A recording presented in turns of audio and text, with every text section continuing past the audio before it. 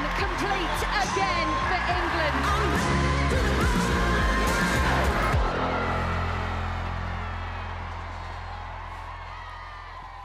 There's a hint of spring in the air, which means daffodils give way to red roses on this opening weekend of the Guinness Women's Six Nations. England's favourites again as they chase a sixth title in a row. We've picked our squad, giving a debut to England prop Sarah Byrne and Maggie Alfonsi. Much like your playing days, Maggie, you are ever present. Welcome to the team, Sarah. And if it wasn't for a misfortune, you would be out there in Italy propping up the England front row. What have you done to yourself? Yeah, unfortunately, I stood up cross-legged in a game, nothing dangerous, and I managed to tear and flip my meniscus, so I had to go in for surgery that week. I'm not back to the end of the season, although it feels really good, and I keep joking with the coaches I'll be back for the end of the tournament, but the physios aren't too happy with that. So, but no, it's going really well. We wish you all the very best with that. Maggie, England are favourites, we know that. How competitive overall do you think this Women's Six Nations is going to be? I think it's going to be very competitive. I mean, look, the Women's Six Nations has always been a two-horse race, England and France. But I do think that gap is now closing. All the teams are now professionally contracted. There's more international fixtures, and just generally, there's more investment in women's rugby. Look, I still think England are the favourites. I mean, Sarah probably agrees with me. I still think England are the favourites, but I do think the standard of rugby's got so much better now that anything could possibly happen. Well, this match brings the first round to a conclusion, and we saw some cracking games yesterday, didn't we? There were wins for France and a really good victory for Scotland over Wales. England looking to come to the party today. Well, England start their campaign in sunny Palmer. It's an occasion captain Marley Packer won't forget. Today she wins her 100th cap, and among all the deserving accolades, you can add proud mum. What's the saying? This is Oliver's world and I'm just living in it. And here he is. I got your present. You got me a present? A dinosaur bag? Yeah. Yeah, is this your favourite bag? Come sit here then and let's have a little look what's in here. What is it? You got me a present? It's empty! I'm only joking. What's this? Let's open it. Open it and find out? Oh my goodness, who is that? Yeah. Mummy Pickle. I like your holding them. I've got my thumb up, that's my little Rose. This was the first ever time you're a mascot for me. And I didn't sing. No, you didn't sing. I want to bring your hair. You want to bring it in? Well, I promise you something. In 2025, from now until then, I'll do everything I can to try and bring that trophy home. I'm 100 and not out. That's the way I see it. I see 2025, home World Cup. I've got younger players at my heels. For me, I just need to keep pushing myself, but right now I feel like I've got so much more to give to the Red Roses, but also to inspire other people to pick up the ball. I think little Oliver has got a TV career ahead of him. That was our shortened version of a feature with Marley Packer. If you want to see the longer one, head over to the BBC Sport social channels and website for the full version. Look, you've both played with Marley Packer. Is she potentially the best player in her position right now, maybe altogether? Yeah, definitely. If you look at her stats from last year, 73 tackles, 71 carries, 9 turnovers and 7 tries. That's 1.4 tries a game. What an absolute machine. And who wouldn't want that in the team? I mean, look, I say she's like Madonna. She keeps reinventing herself. And I mean, her career, England career has lasted like 16 years. That's a long time. But she's become a much more smarter, matured player. I'm excited by where her career can go. I mean, the one thing she hasn't achieved yet is winning a Rugby World Cup at home as a captain. And I think her attitude and her mindset is definitely on the way to try and achieve that. Yeah, she's told Oliver she's going to do her very best to do that. Now, England are under new management. The man at the helm is a Kiwi, John Mitchell. It's a big weekend for him, actually, as this is his first Six Nations match with England. And he also celebrates a special birthday. We can hear from him now. He's with our reporter in Italy, Elmer Schmidt. John Mitchell, big 60th birthday yesterday. How did you celebrate in camp? Elmer, yeah, the girls were very kind. Obviously, at some stage there was a bit of a somebody had been up to something and they created a whole lot of masks, so it was quite strange to see yourself in a mask. But yeah, no, it was awesome. Yeah, it was obviously we had preparation to do as well, but you know there was good balance to it.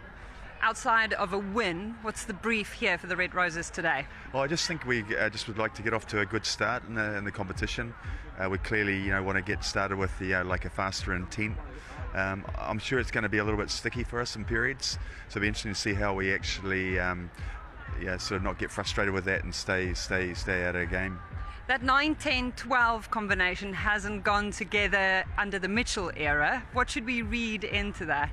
Really, ultimately, there's a lot of girls coming back, which has been talked about, but my objective really is to get them back into England shirts and get them started again. I don't want to leave them guessing. They're class players, and class players eventually get better as well. So there'll be some good nerves, I'm sure, from those three. Good luck. Thank you. That's John Mitchell. So you've been part of the early days of his tenure. What are your impressions? I really love Mitch. I think he's brilliant. He's been really positive.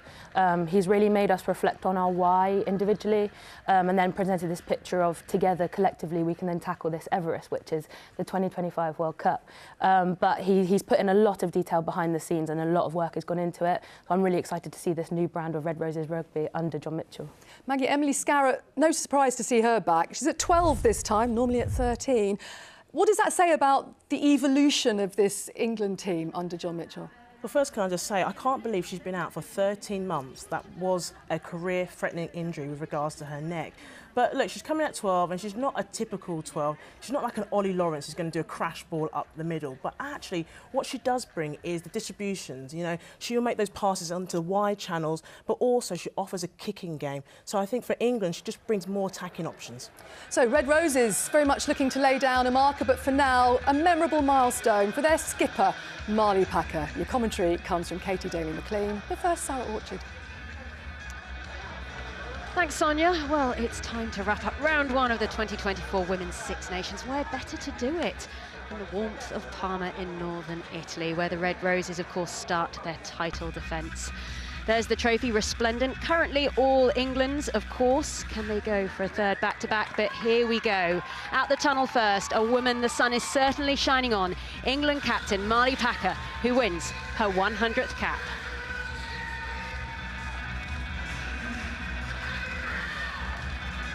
Well, she walks out there for an incredible achievement for a woman whose trophy cabinet is already a very healthy size. The 7th English woman to achieve the milestone. I actually have alongside me here in commentary Katie Daly-McLean, another one. Congratulations to you. It was a while ago now, but what can you say about Marley Packer? I mean, what a girl, isn't it? It's great to see, Marley Packer's career spanned over a decade. I was there when she got her first cap, and I can honestly say you never would have thought she would have got to 100. So testament to how hard she's worked and the player she's become. Well, Italy will be hoping today isn't quite that perfect day for Marley Packer, as of course she would like it to be.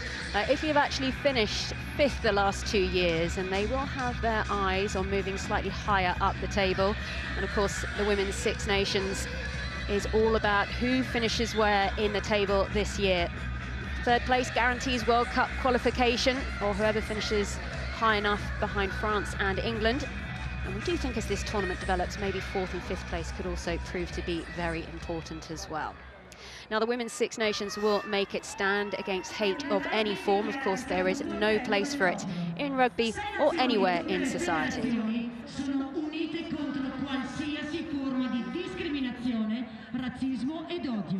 In campo, sugli spalti, online e nella società, discriminazione e odio non trovano posto nel nostro sport e nel mondo in cui viviamo. Se lo vedi, lo ascolti, lo leggi o lo subisci, segnalano. Full time on 8. Well, it's been very well respected, of course, in the stadium, as they do just make sure that they mark that correctly. You can see it's very busy in Parma today. Stadio Sergio Lanfranchi. It's got a capacity of 5,000. It's been quite the home for Italian women's rugby now for a few years. Not quite getting up to the high numbers, perhaps, that we see England, in France, even in Wales right now as they continue to grow. But hopes are in a few years' time they will outgrow this venue. Read it, experience it, report it. Right then, both sides are settled in, and coming up next, of course, we will have the national anthems. Partiamo con l'inno dell'Inghilterra.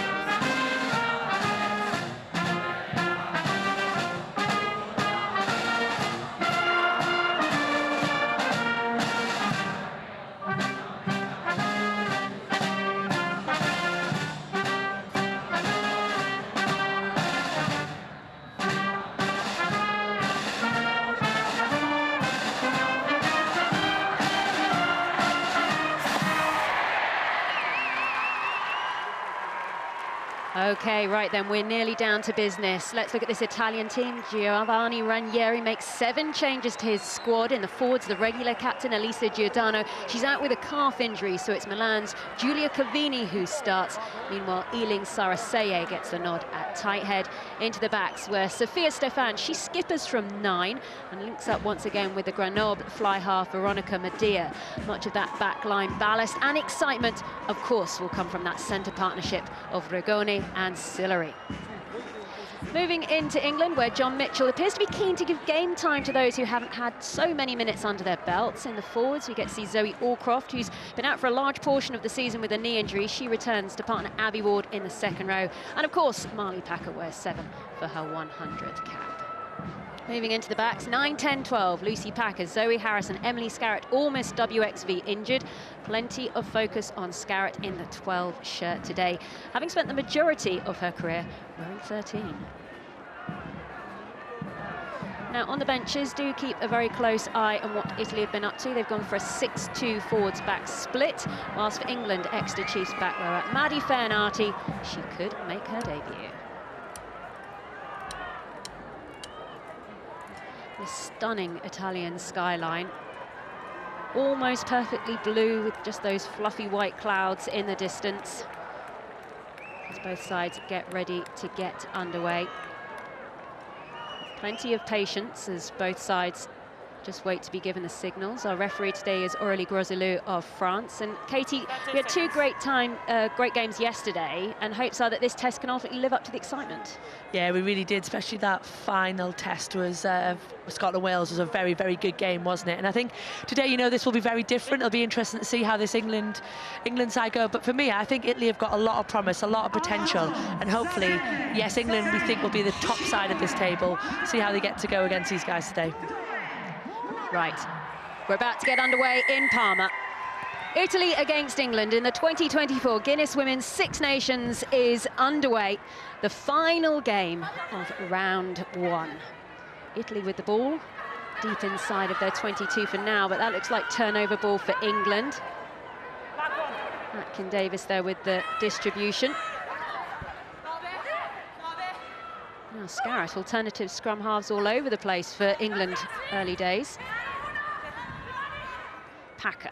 Remember, there's 2 Packers on the field. Lucy Packer, the scrum half, and Marley Packer, the captain. So you will hear that name a lot. Distribution from Harrison, pushed out towards the near side wing.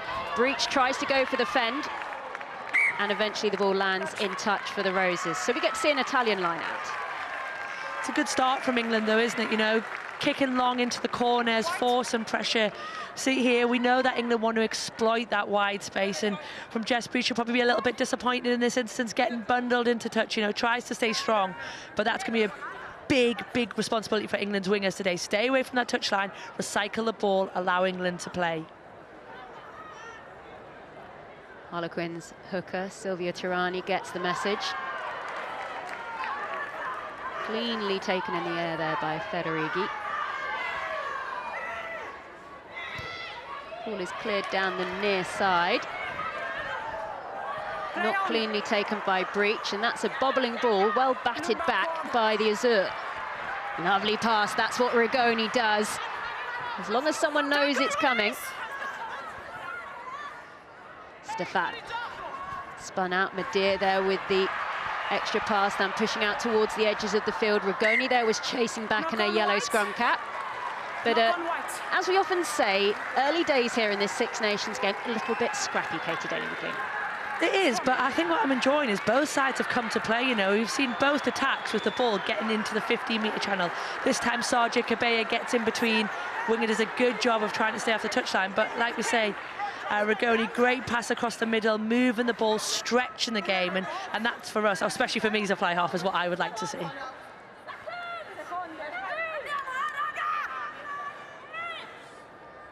Well, chance to see a scrum then for these 2 sides. Won't come as much as a surprise that England had one of the best scrums in the Six Nations last year, and there you go, what a shove. Italy have done so well to get rid of that. Medea, Dinker coming off a wing. Now Sillery. Oh, it's Estuni Manuzzi who went through the guts there, making away from fullback. Advantage. Stefan there.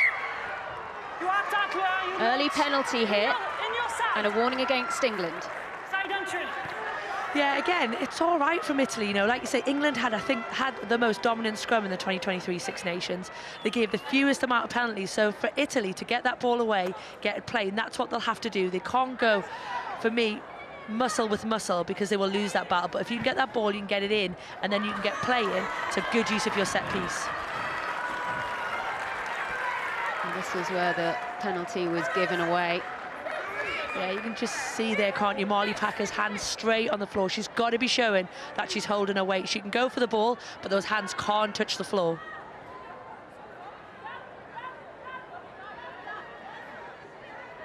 Best position that Italy have had so far then in the fixture. Slight overthrow there in the end by Tirani, but nice that they've managed to hold it at the back. And it's been knocked on the floor there by Seye. Frustration there for Italy from what was a very golden opportunity, and there will be some concerns after that dominant English scrum that we saw. We're about to see that all over again. We are, and these are the moments that are going to be huge from Italy. You know, we're just seeing here the knock-on. I think there's hands in there as well. Is that Abby Ward in the middle of that? So I think that's probably a bit unlucky, because actually that's probably a turnover from... But ultimately, Italy are going to have to look after the ball. If they go into contact against England, they're going to have to be really clean, get that ball nice and far back. Set!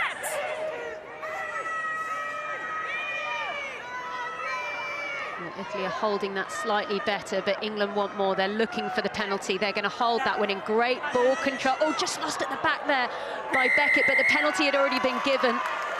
Stand up, Blue.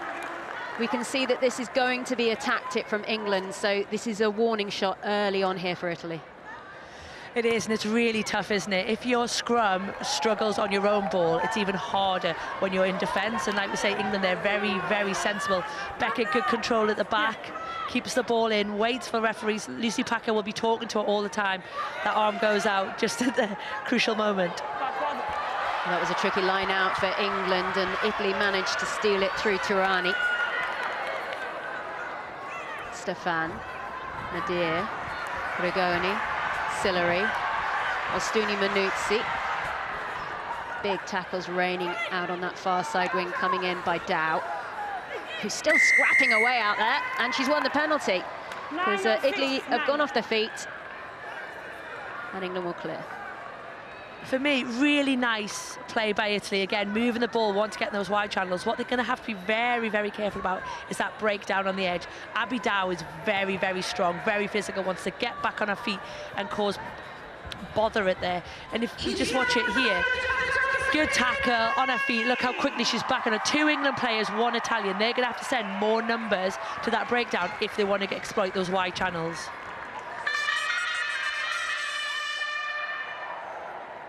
Ball in by Atkin-Davis. It's another overthrow. Now, this will be a concern early on here from England. Scarrett has done well to tidy it, but it's just been a knock-on at the back there by Packer. Puts her arm up straight away. And the line-out has been so strong for so long for England. There's no Amy Cockayne today. She's picked up a bit of a knock. There's no May Campbell at the moment. So a lot of pressure on the shoulders at the moment of Atkin-Davis. And we're only 6 minutes in. Yeah, I think there's a bit of pressure from Italy, but the girls will be disappointed, you know, especially the likes of Abby Ward and there, Zoe Oldcroft, Lark Atkin-Davis pride themselves on this area of their game. They will have done a lot of work. So there'll be a couple of small conversations going on there just to address what it is, a couple of overthrow, whether it's lift, jumper. But I don't think this will be a theme we will see of England's game. Well, Italy's reward is a scrum, and they managed to get that one out quickly. Rigoni, right down the guts of the park. Kildun waiting. Nice footwork, support on the shoulder by Scarrett. Breach. Packer, Harrison. Linking up nicely, phases being worked through. Scarrett again.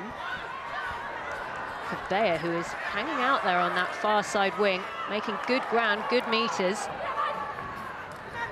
England said they wanted to play quicker in this Six Nations, and we're seeing the evidence of that. Huge tackle going in there on Beckett. Penalty for Italy. Great jackal over the top there by Rigoni. And England, as quick as they were, it was Italy who were on it. An outstanding tackle by Scorbini, wasn't it? Chop tackle. Sarah Beckett's such a great runner, very, very physical, but great tackle technique, gets her on the ground, and as soon as she's on the ground, it gives the likes of Rugoni the opportunity to get in, get over the ball. Just going to see it again now here, aren't we? Good pass, nice and flat, but look how low she is. Beckett has no chance to use that footwork. Great, rolls out, nice and clean. It's a great technique from Rugoni there, nice and low, hands on the ball. England can't move her. And there you go, Beatrice Rugoni there. White, please. Plays her rugby at the moment at Sale in the PWR League, Premiership Women's Rugby. A number of Italians now plying their trade in England as Turani gets the ball in, dots it down. This is strong from Italy, a nice field position for them as well. A little bit tangled there in the midfield, but Cavini there eventually provides support. The offloading is strong. Distribution eventually comes in. A few more forwards arrive to shore things up. Stefan looking for options. They're spinning it towards that far side. Medea there. She's running it very close to that England defensive line. Calling for it is Maurice. Places it backwards. Backward. Italy can continue. Almost a steal there in the midfield by Ward, but happy that it's just a knock-on and they restart with a scrum. It is scrappy, isn't it, when watching this now? But I think for me, both teams have got an intent to want to play. I think it's just that first games of Six Nations, testing each other out. We're seeing a lot of pressure from defences trying to get off the line. But for Italy, I think they'll be pleased with that opener. You know, there's some good bits in it. They're sorting their breakdown out. Rugoni looks dangerous, ball in hand. She's wanting to move the ball. So it's a good, solid start from this Italian side. Well, all eyes there on Abby Ward as she just packs down, of course, her first international since the birth of her daughter Hallie last year. Set. They're trying to drag that one out and move it as quickly as possible. A little bit slow there by Cavini, but eventually they speed it up through the hands. Ostuni Manuzzi tries to get it back inside, but the connection just not quite there. Breach manages to feed to the forwards. Botman arrives, Packer. Rowland hanging out there as first receiver. Scarrett finds kill done, now out to Dow. Caber's outside her. Seeing a lot of Caber hanging out on the right wing. Big hits going in there on Zoe Aldcroft. Scarrett, that flat distribution, but did just feel Italy were reading that well as it goes forward. Now, of all the players to go down, that's Michaela Sillery, and that will be a concern for the Italians. It will, isn't it? One of their most experienced backs out there. She's a good player, isn't she? Good defender. Is here we see it, whether she's just got that ankle, that foot caught, or holding her knee. Always one of those positions when you get into the jackal, so we hope she will be okay. Yeah, well, Michaela Sillery winning her 83rd cap today. She's the regular Italian kicker, so there may be a little bit of a rearranging, but you have to say, you can see there on your screen Veronica Medea. So one thing Italy really do have, and that is a lot of options of kickers in their back line. They do, and some really talented kickers as well, you know, goal kickers, a bit of distance. We haven't seen a lot of kicking, which I thought we might have seen more of. But it'll be interesting to see what Italy do about that. Okay, we're looking at foul play. And I think they are looking for a croc roll here. England number 8 is Sarah Beckett, so we will just watch these and listen in to what the officiating teams say. The television match official today is Chris Asmus of Canada.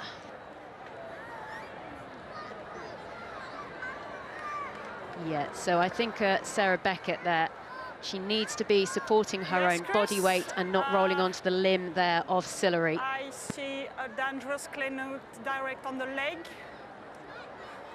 Okay? Correct, by number 8 white. So for me, it's yellow, 3 sold, and with you. Happy with that? Happy with that. Okay, so to confirm, Sarah Beckett is going to the sin bin, and this is also going to go to a bunker review, where they will have 8 minutes to decide if that's going to be upgraded to a red card. You have to be so careful with these kind of tackles. Jack Willis in particular from England's men. We have a dangerous clean out by He was 8. out of rugby It's for a long dangerous clean time out on after a direct similar on the leg. tackle. Yes, it's yellow card and yellow review. It's dangerous clean out direct on the leg. And review. And we're reviewing it. Yeah. Okay, right then. So we're just waiting now for them to restart the game as Sarah Beckett goes and takes a very nervous sit down. I mean, it would be desperately disappointing for England, but ultimately this is something World Rugby really wants to tidy up in the game. Yeah, it's hard, isn't it? Because from the position that Solari is in, she's in a very low, she's almost won the ball. For Sarah Beckett, as a tall girl, there's not a lot she can do in that instance, so she's tried to move it and roll her. Like you say, this is all about the protection of players. We're hoping that Italian player is fine, and then we'll see how Bunker review this. Well, it's taken quite a while for the game to get back underway. We're not quite sure yet also if Michaela Sillery is going to continue or not. You can see just there, there's still treatment going on down on the floor for the time being, so there may just still be a slight pause. Of course, don't forget yesterday in the Six Nations, we started off with a convincing win for France, 5 tries for them over Ireland. 38 points to 17, that one played out in Le Mans. Meanwhile, Wales, it was heartbreak for them. They had a conversion kick right at the death to try and level with Scotland and then try and win it, but it wasn't to be. And Scotland got their first win in Cardiff in 20 years. Now that's great news because you can see there Sillery has had that knee heavily strapped and looks like she's going to play on. Yeah, and it doesn't surprise, you know, having playing against this lady, she punches far above her weight, you know, she's a slight figure, but this girl can play, and it's good to see. You never want to see a player leaving the field for an injury. So England down to 14 women. And they are notoriously slow starters sometimes in the Six Nations, although I have to say, when we last saw this fixture played out last year, England did run out 68 points to 5 winners against Italy in Northampton. But so far, we're scoreless. Italy holding their own. Okay, ball coming down there. A little bit of a shuffle from side to side by Stefan, who was trying to exploit the blind side there, but she's ended up being bundled into touch. There was a knock on there at the line out, so we restart with a scrum. There just have to be, these are the moments that are really important for teams like Italy. We know England will grow into this game, we know they will get better, but when Italy get opportunities just outside 22s in England's half, they've got to capitalise. So far we've seen, you know, this possession start in front of us. Italy are in this game, you know, 53% of possession, they've had more than England, but if you're not going to take any points for it, because we know if England get the ball, they can counter-attack from anywhere, they've got to be a little bit more protective and a bit more complete more of their opportunities. Well, once again, Italy survive another English scrum. Rigoni there, remember, they've got the extra player on the field for the time being, so England are going to have to work a little bit harder here. But that one's been knocked on by the Italians as they tried to go through their moves. And these are the moments, aren't they? We've seen Italy go to these wide channels for the last 12 minutes with probably little success. You know, it's moved well. It's a great read there from Jess Boucher. She gets high, forces pressure. But I think Italy maybe just need to change the game a little bit. Go down the middle, run into the likes of Scarrett, Zoe Harrison, make them tackle you, get your forwards around the corner, almost build yourself into the game. You don't have to score off the first phase. A little bit of game management there we can see by Hannah Bottoman, who just took her time to kneel down there, eat away a little bit of the clock. England, of course, when they're down to 14, they want to conserve as much energy as they can. Crouch! Bind! Set! Well, remember, this is a bigger shove. It's still a penalty to England. They haven't put an extra woman into that scrum either. We were keeping a close eye there. So that might be why all of a sudden it looked like Italy had a bit more of a nudge on there.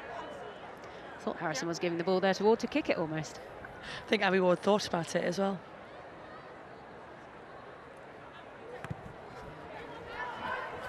Well, Harrison sends that one deep into the stands. Harrison, another player who, you know, she spent a long time out injured. She's back playing for Saracens and very well as well. No doubt looking to play her way to make that 10 shirt hers once again. You really felt at the World Cup it was her 10 shirt, but she just got an ACL just at the wrong time. Yeah, a very nasty injury, and you know, Zoe has really grown through her England tenure in the 45 caps I think she's had. So, but it's a great battle between her and Holly Aitchison. Very different players, but both will do a very good job for England. Now, England went for short numbers there in the line-outs. They mixed it up because it hadn't quite been going their way. And this is a nice trundle down this near side touch. You can just see there Cavani's made her way through that maul. Eventually Packer releases to Scarrett.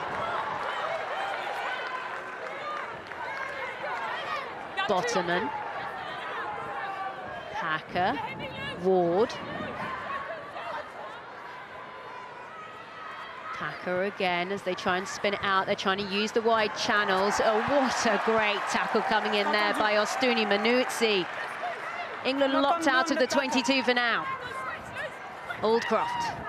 Sillery still struggling there for Italy, so it's 14 on 14 while she is down. Big pass out far side, back inside to Breach. He's trying to break through. Now we get to see Rowland. A pass to anyone. No one can take, but the ball has gone into touch. Yeah. Now all eyes will be on Michaela Sillery, who had taken a knee there. Yeah. And you are just concerned that maybe she may have to go off now. Yeah. Captain! Captain! Something being fed into the referee here. This will be a result of the bunker, so we should listen in now. We have an answer for review. It's a high degree of danger and no mitigation. It's a red card. Sarah Beckett has been given a red card. England will play out the rest of this fixture in Italy with 14 women on the field. Sarah Beckett sat there, obviously very upset with the decision. But as we said, World Rugby is desperate to make sure that these kind of tackles, which have seen some players ultimately have their careers ended, they have to be seen to be stamped out. Yeah, and like we said, there would be no intent from Sarah Beckett there, you know. She's just, the Italian girl is in such a good position there that it's the only way she's tried to move it other than not doing anything. I think, for me, that's when it becomes really tricky as a player. How do we coach to allow her to have a competition over the ball? Red Roses with 14 then, and a big job to do if they're to try and start their title defence with a win. What a great steal there from England. This is a strong position for them after what would have been a disappointing last minute. Atkin Davis offering herself to drive forward.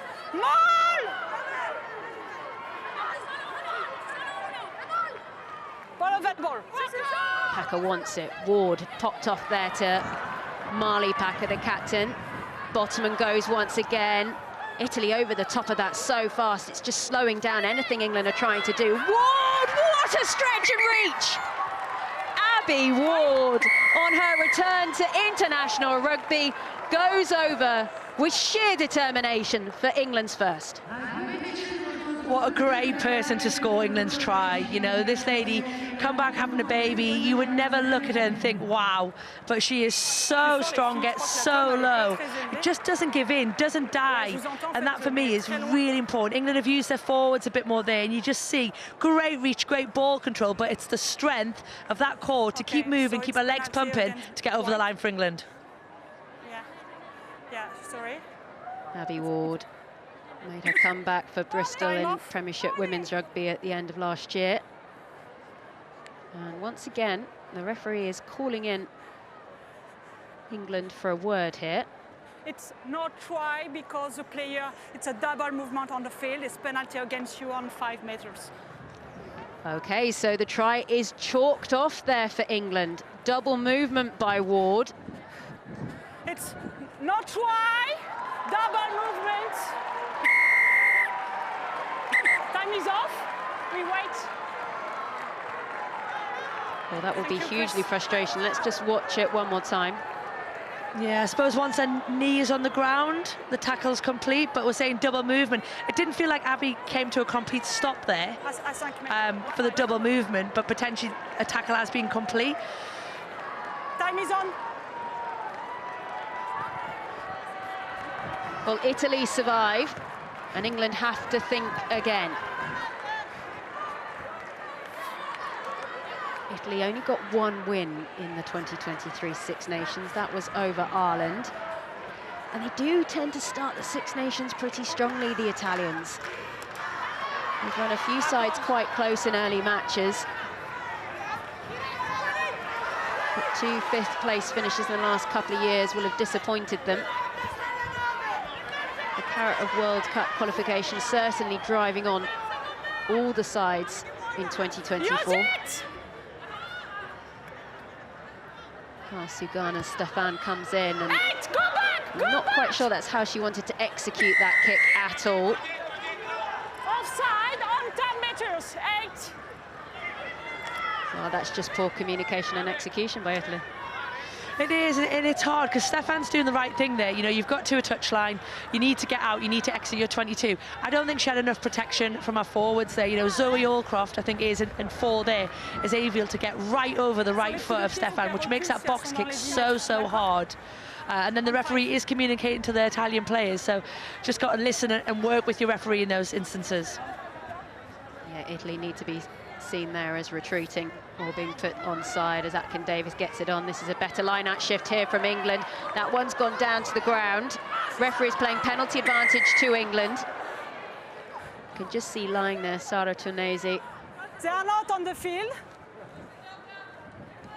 Didn't allow England to get that more going, and I think they will repeat the trick here. Now, a lot of the build-up to this Six Nations, Katie, is all about England playing quicker, about how they're going to be using the backs.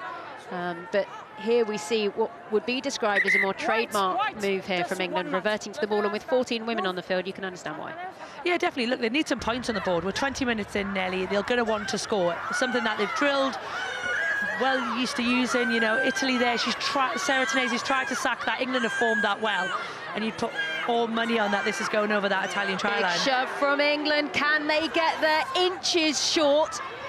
Now they're pushed backwards. They're going to have to use this one, England. It does eventually spill out on the Italian side. Wonderful work by the Italian forwards, who've got an advantage as well. They're just trying to get a little bit of field position so they can kick this one away. Good run in by Scorbini. Clearance eventually comes in by Stefan. It's not found touch, it's found breach.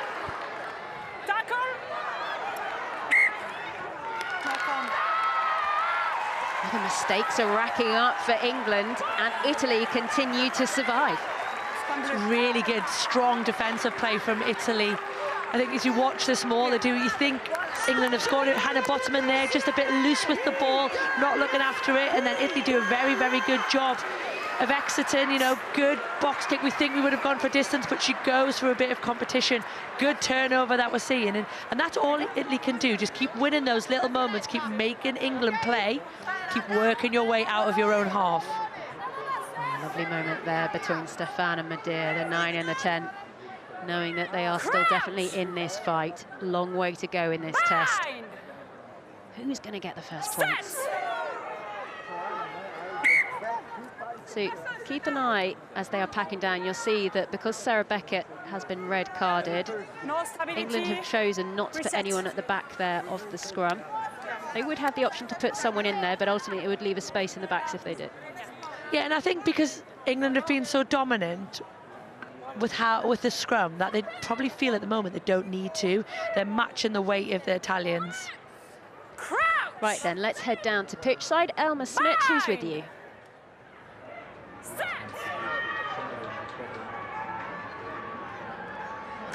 Sarah Hunter, a player down. Unfortunately, a try disallowed, but not all bad so far. No, you know, they're sticking to the game plan at the minute. We've obviously had to problem solve and work our way through with the red card, and you know, we train for these scenarios, so for the girls to fall straight into that plan, you know, it's seamless for us, and probably just need to work on that, the final 2 inches of of being able to convert some of the opportunities that we've had. I saw Marley speaking to the girls when their decision came through. What is the kind of thing she'd be saying in that moment? Saying nothing changes. You know, like I said, we put scenarios in training for players going down and knowing what our place will be, where people will go and things like that. So it'll be really calm out there because they'll know that, we'll have rehearsed it and we've got a plan for it. Thanks, Sarah. Thank you. Well, Sarah Hunter there speaking to Elma Schmidt, who's pit side for us. Sarah Hunter, of course, former England captain. She's now one of the assistant coaches alongside John Mitchell. As the play just went out on the far side there. Worth mentioning as we see the clock turn over to the 21st minute, Katie, that it was at this time in this fixture in 2023 that England really started to pull away and power through against Italy. You feel with 14 women, they have a huge task ahead of them. They do, but you know, they're full-time, their fitness, their strength, they've got a good bench to come on. I think, probably like Sarah Hunter's just alluded to, it's not their overall play, it's their last 10-15 metre approach play where they just need to look after the ball. This Italian side have been defending a lot. You know, the possession stat we saw earlier probably has changed. There's less kicking in this game at the moment. So England have had a good amount of territory. They just need to convert. And for me, it's probably just being a bit more respectful of the ball, keeping a hold of it and making sure they convert when they get those opportunities. Well, a little bit of water taken on by both sides. Very pleasant spring conditions. You can see plenty in the crowd, haven't even got jumpers on today. Right then, Atkin Davis goes in, Ward is there, but not straight.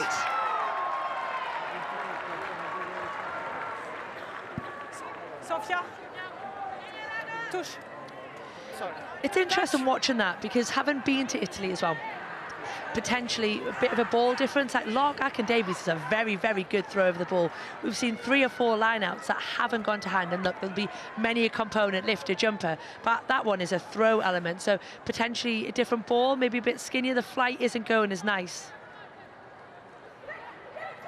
Time for Silvia Turani to have a go. There's a hand on that somewhere, but Italy hold on to it. Assistant tackler, number 3, not release. Well, that's a warning there against Kelsey Clifford. And although Italy perhaps don't quite have as much territory as they would like at the moment, they keep on getting the ball back. Eventually, they may find themselves at the other end of the field. They will, but what this will do will take a toll. Again, good defence from Italy there, getting up in the ball. I think it was their ball in this instance. I think, for me, Kelsey Clifford's a bit unlucky there. I think that's a good turnover. But yeah, Italy, when you defend for long, long periods, it really does sap your energy. And for England, they will know that. Well, Turani there, the Queenswoman, just checking that she has the call right. Not the quickest of line-out moves, but there's a big hand in there from Zoe Aldcroft to say, right, let's get this going again. Lucy Packer just appealing for a little bit of forward effort help. Packer doing exactly what Marley Packer we are used to see doing, powering her way through. Kill done. Footwork coming in by Helena Rowland. She's been playing a bit of fly half at club level, but John Mitchell sees her as a 13. Scarrett, there's our traditional 13, wearing 12 today. She hacks that ball straight out of play on the far side. She was trying something, but just too much heat on the ball. Yeah, it wasn't a great strike that from Emily Scarrett, but potentially right idea, seeing a bit of space in that backfield. We've just seen England go through their phases again. This kick, a lot of backfield space there, but she's overcooked that by a lot. She'll be disappointed with that. I think for me, England need to tighten their game up a little bit. Let them big carriers, your Hannah Bottomans, your Marley Packers, really put some dints in this Italian side and then go to your edges. Great take in the air there by Locatelli, and back down the Italian line the ball comes. This is a real attack for them. Just tried to force that one to Rigoni, so England get advantage on the ball. Really quick defence coming in there by Tornesi for Italy. Ball just bounced there. Kildum was waiting, eventually Muzzo. She's actually scored 3 tries in the last 2 tests, Muzzo. Not quite at the right end of the field to be thinking about tries just yet. Bottoman really driving the hard yards. Scarrett, big pass out wide, or the bounce of the ball, not quite connecting on that left wing to Jess Breach.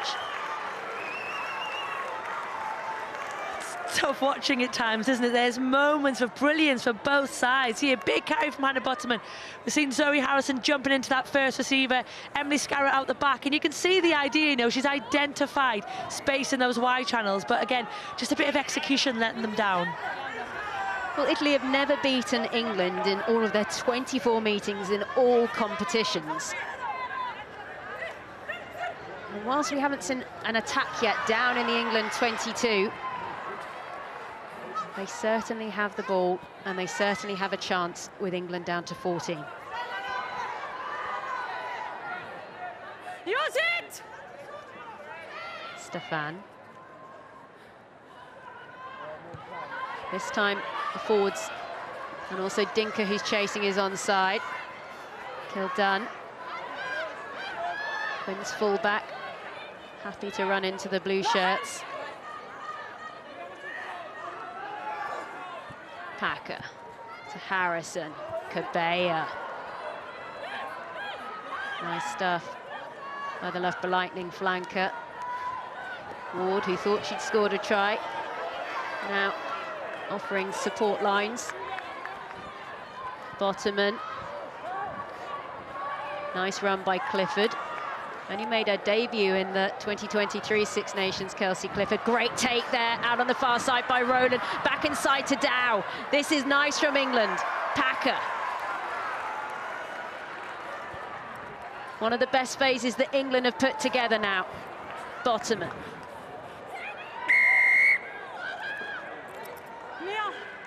So Italy go off their feet, and that was one of the best advances we've seen from the Red Roses. We saw them get into their stride there a bit more, didn't we? Knowing that England want to play some big carries. Sargent Cabella had a really good carry that started that, and once England are carrying, they look a lot more comfortable. They look like they're falling into the shape that we've heard so much about from John Mitchell. And you see Hannah Bottoman here, she's taken 3 defenders out the game. Yeah, Italian is unlucky there again. That hands that can't go on the floor before they go to the ball. Much, much better from England. Okay, a little bit of treatment going on the far side of the field. That's to Helena Rowland as we just look at that territory there. Italy, they've had plenty of the ball. They've just got it all in the wrong areas as England just keep them pinned well back for the time being. Yeah, I don't think Italy have had an entry into England's 22 as of yet, and like we saw in that 76 of the possession has gone, and this lady's been very bright, you know, lovely little offload there. Marley Packer in the edge channels just hasn't been as free-flowing as we would have liked to have seen, and I think just prior to this is where we saw Helena Rowland go down and take a little bit of knock. I think Helena Rowland is okay. Guy Maurice is still down on the ground for the time being, but 48 tackles made by Italy, putting in quite a shift. That's fascinating to me, because I think having watched this game, you would have thought that was significantly higher given the possession and the territory stat that we've just seen. I would have thought Italy would have made double what England have done. So you can never rely on data, can you, to tell you about a game sometimes. Okay, well, Aurélie Grosilou just waiting for all the sides to reset themselves. She's a full-time referee now with the FFR, Grosilou. She also trains and develops young female talent to get more officials into the game. Time on, time on. Also one of the most respected female officials on the line, on the men's and women's circuits. And after that short break and the little bit of the nightclub music we had as well, we get back underway. Right then, Allcroft tight at the front. Now, can they finally get this maul going in the way that only the Red Roses can? So many blue shirts in there to try and stop it. No score yet in Parma. Is this going to be held? There's the warning. Packer's got to get it out. Scarrett. Really nice taken there by Dow, who's still going. Bottoman, who has done so much hard work today. She's carried and carried. Ward once again not to be. advantage, offside. Packer couldn't quite take it. Rowland manages to gather. She needs to make sure she's not held up over the line. No advantage. They'll come back for the advantage. Offside, 12. Great defence by Italy again, isn't it? How many times can we say it today? Like you say, England's driving line of their maul has been so dominant, but Italy have obviously gone away, done their homework, and they're stopping it. They're forcing England to move that ball into those channels. Well, if you're just joining us, Sarah Beckett was red carded early on in this fixture, so England are having to play with 14 on the field right now. Here. Italy have managed to fend off everything that the Red Roses have thrown at them. I do just wonder if at some point the dam will burst. The last 5 games that the Red Roses have actually played against Italy have been won by 50+ points, but you already have a feeling that's not going to happen today. Crouch! You never want to say never, do you? I think, you know, Italy have put on a great showing, but it's how long you can keep defending like this when England are having multiple entries into your 22. Well, that's a huge shove from England, who've got one less woman there in that pack. Then it's Packer, she looks up, here comes Harrison. Scarrett having to go and do a little bit of rucking work. Cabea is there. Lucy Packer, Bottoman waits, still Bottoman, is that over? The Red Roses get their try. Bottoman, who has carried and threatened all day, finally gets the first points on the board. Yeah, it was England like we know them so well. You know, Hannah Bottoman is carried very well in this last half an hour. She's been involved in a lot of England's good play. Comes from the scrum. Emily Scarrett in that breakdown. You would have thought she'd be down the wide channels, but it's just their basics done well, isn't it? Hannah Bottoman there, nice low. Italy make their first tackle, but nobody stops that ball, and when she's that close, she's allowed to reach and finish. Hannah Bottoman made a big move from Saracens to Bristol in the PWR at the end of last season. Here's her old Saracens teammate, Zoe Harrison. Well, no flags going up for that one. So it's just a 5-point game, but it's taken over half an hour for the Red Roses to get something on the board. But it all came down to the strong carrying of that woman. Yeah, good carrying, good basic play. Italy, we know, are good defenders, but if you keep getting them through multiple phases, forcing them to defend, cracks will open, and I think that's what Hannah Bottoman's done very well there. She's just seen a bit of light, she's driven her leg, she's stayed strong, she's finished. Still only 24 years old, Hannah Bottoman. I feel she's got a lot of caps ahead of her. She's already managed to rack up 43. Lots of pressure coming in, though. Mackenzie Carson waiting on the bench, who she made a move to Gloucester Heartbreak. As the ball comes back for England, cleared on the near side. They have no interest at all in the cameras turning right at all. No, not at all, was it? It was go one place only.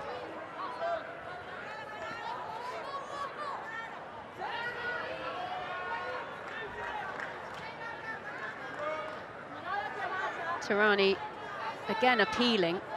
Whatever they're going to do, unless they're going to shuffle forward, she's got a very long throw coming. And once again, it gives England the chance just to go up there. The hand in from Aldcroft. Cabea. He refuses to be tackled, keeps breaking out. Great dodge there by the referee. That's a huge kick, really nicely done by the Roses to pin Italy back. They're really forcing those back three to turn and get the ball. Dinka. Stefan. Federighi. Only a couple of players going in to contest there by the Red Roses, but it's really slowing down any kind of Italian attack.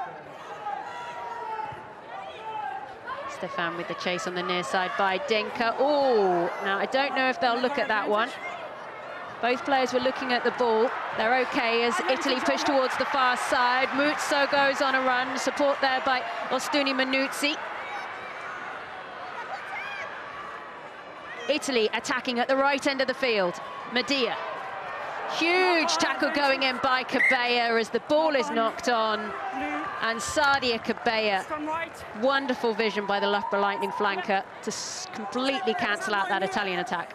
No. Yeah, it's... For me, she had 1 foot on. I think that's potentially something that maybe look at there. Just Zoe Harrison is in the air and there's contact. Not necessarily she's looking at the ball, but it'll be interesting now to see whether they go back and review that. Mari? Tiemo correct me. It's in the air, so she's piqué only. Sofia? Okay, so Dinka, although she was looking at the ball, she has the responsibility to look after Zoe Harrison and make sure that she lands well. And so it's a penalty to England. As the DJ starts up once again. Got your glow sticks ready to go there, Katie Daly-McLean? It's not really my kind of music, if I'm honest, Sarah. I don't know, maybe we'll give you a few glasses or something and we can convert you. We'll see. Show my age. Some Prosecco, as it's all about Italy today. So that was the moment. It's a good decision, though, from Zoe Harrison. As soon as you get in the air, you're giving yourself an opportunity where the other player has to protect you, and it technically should make the catch a little bit easier. Scarrett then coming in to take the ball. Couldn't be more central in the middle of the field if the Red Roses tried. A little bit of a roll there on the floor. Referee's happy. Marley Packer muscling on. Harrison. Killdone, nice there to Rowland. Oh, lovely dummy by Rowland, who's still going. Helena Rowland, who's going to stop her? There's an Italian player lying on the wrong side there. Referee's playing on. Atkin Davis. England hunting a second try in Italy. Popped off to Cabella. Not quite. She's done really well not to touch that down on the wrong side. Ward. Abby Ward is over. Try given. Abby Ward gets her try, having been denied on the first occasion. And England double their score. Yeah, again, it was just good forward carries, very dominant, winning the space in behind. You watch, it's just, we're just going to go back to Abby Ward's finish again, really, really low. You think this, she does a very, very good job of using that momentum to roll and just fight, not dying. She could risk getting caught on your back there when you're into that many defenders. But the carry before that, Sadia Cabella did a really, really good job again of not being held up. Because remember now, if she goes over that line and an Italian player's underneath her, that becomes an Italian ball. So gets the ball back, recycles it, and it's a really nice moment for Abby Ward. Some strong involvements from Sadia Cabella in those last few phases of play.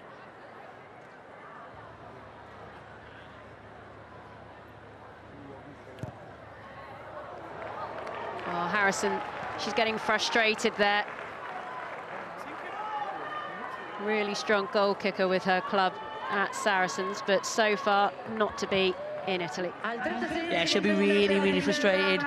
Just see Abby Ward rolling over there, nice, real strong. Kavina trying to get underneath that ball, but yeah, when we go back to Zoe Harrison, she's a very, very competent goal kicker. So those kicks are ones that she, in her range, are given for her. She will be very frustrated. Well, we know that little Hallie has been into the Red Roses camp, the daughter of Abby Ward, as of course Oliver, Marley Packer's son, who you will have seen in the build-up to this match. You can see more of that, of course, on the BBC Sport website, creating quite the family feel around the Red Roses.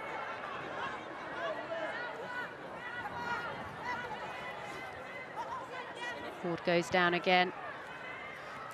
Scarrett. She did that one on quite a tight angle, read nicely in the end by Ostuno Manuzzi, also plays her rugby at Val Sugana. Here comes Stefan with the distribution. Again, it's just quite slow here from Italy. They've got the extra woman on the field, but of the two sides, they appear to be the ones who are tiring as Rogoni then knocks on the ball as she tries to go through. Stock on advantage. Rowland back to Scarrett, who's put the high one up. She indicates for Killdone to chase that. Muzzo.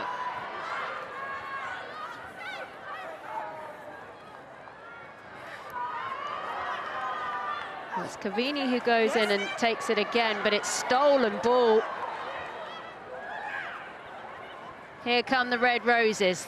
They've got a little bit of momentum, nicely taken by Breach. The one that finally connects, of course, it's the forward pass. It's a great speed of pass, though, from Zoe Harrison. Yes, it was forward, but the speed of her hand catch and to get that ball whipped across the front to Jess Breach was really, really nice to watch. And we haven't really seen a lot of that from England today. Well, this was the moment where the ball was stolen by Kelsey Clifford there. And lovely pass from Saracen to Saracen, but just a touch forward. Yeah, great work by Kelsey Clifford. You know, she kept her feet moving over that ball, even though the contact had changed, and it's just really smart. I thought England's breakdown play has been very, very good in this first half. Probably one of the most consistent parts of their game. You know, they've caused Italy a lot of problems. They've got through the ball. They haven't just made the tackle and stood off. They've made Italy work for every breakdown. So good to see, and now they just need to be a bit more accurate with ball in hand.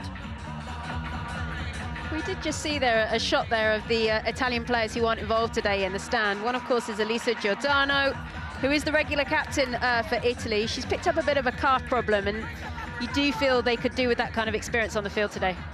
Yeah, especially their forwards. You know, I think Italy have had a really, really bright first 40 minutes of this game, but people like her who understand the game have had a lot of experience against England will know not to get complacent. And I think the second half, that's when you're going to need your leaders to stand up and to make sure you have another 40 just like this one.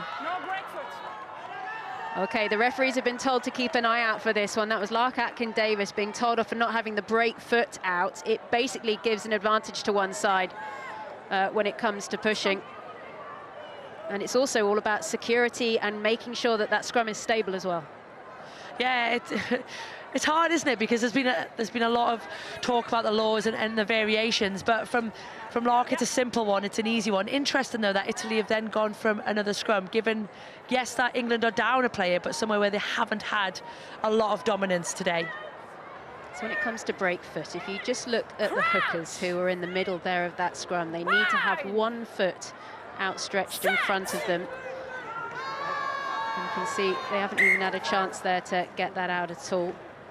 It just adds to the stability, and it's also the foot that they can actually hook back with.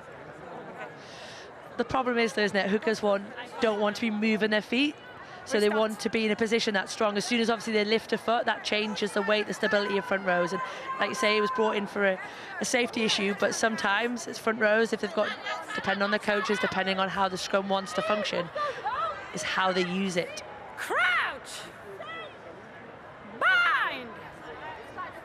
Set! Okay, eventually Italy do get the ball away. Huge thump of the ball down the field by Medea, gathered by Kildun. Stop! And England really using their kicking prowess at the moment. The clock is well into the red now, so that whatever happens next will be the end of the half. Oh, big tackle right over the top there.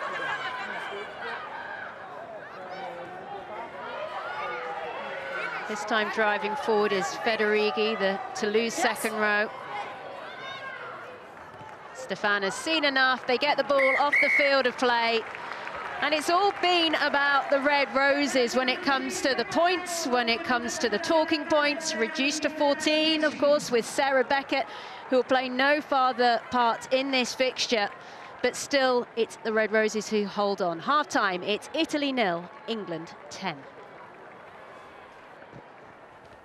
Well, it's not often, you know, that you see England score so few points in a half of rugby. There's plenty more for them to work on in the second 40. I wonder, Maggie, are we witnessing a team who is just getting used to new systems, new coach?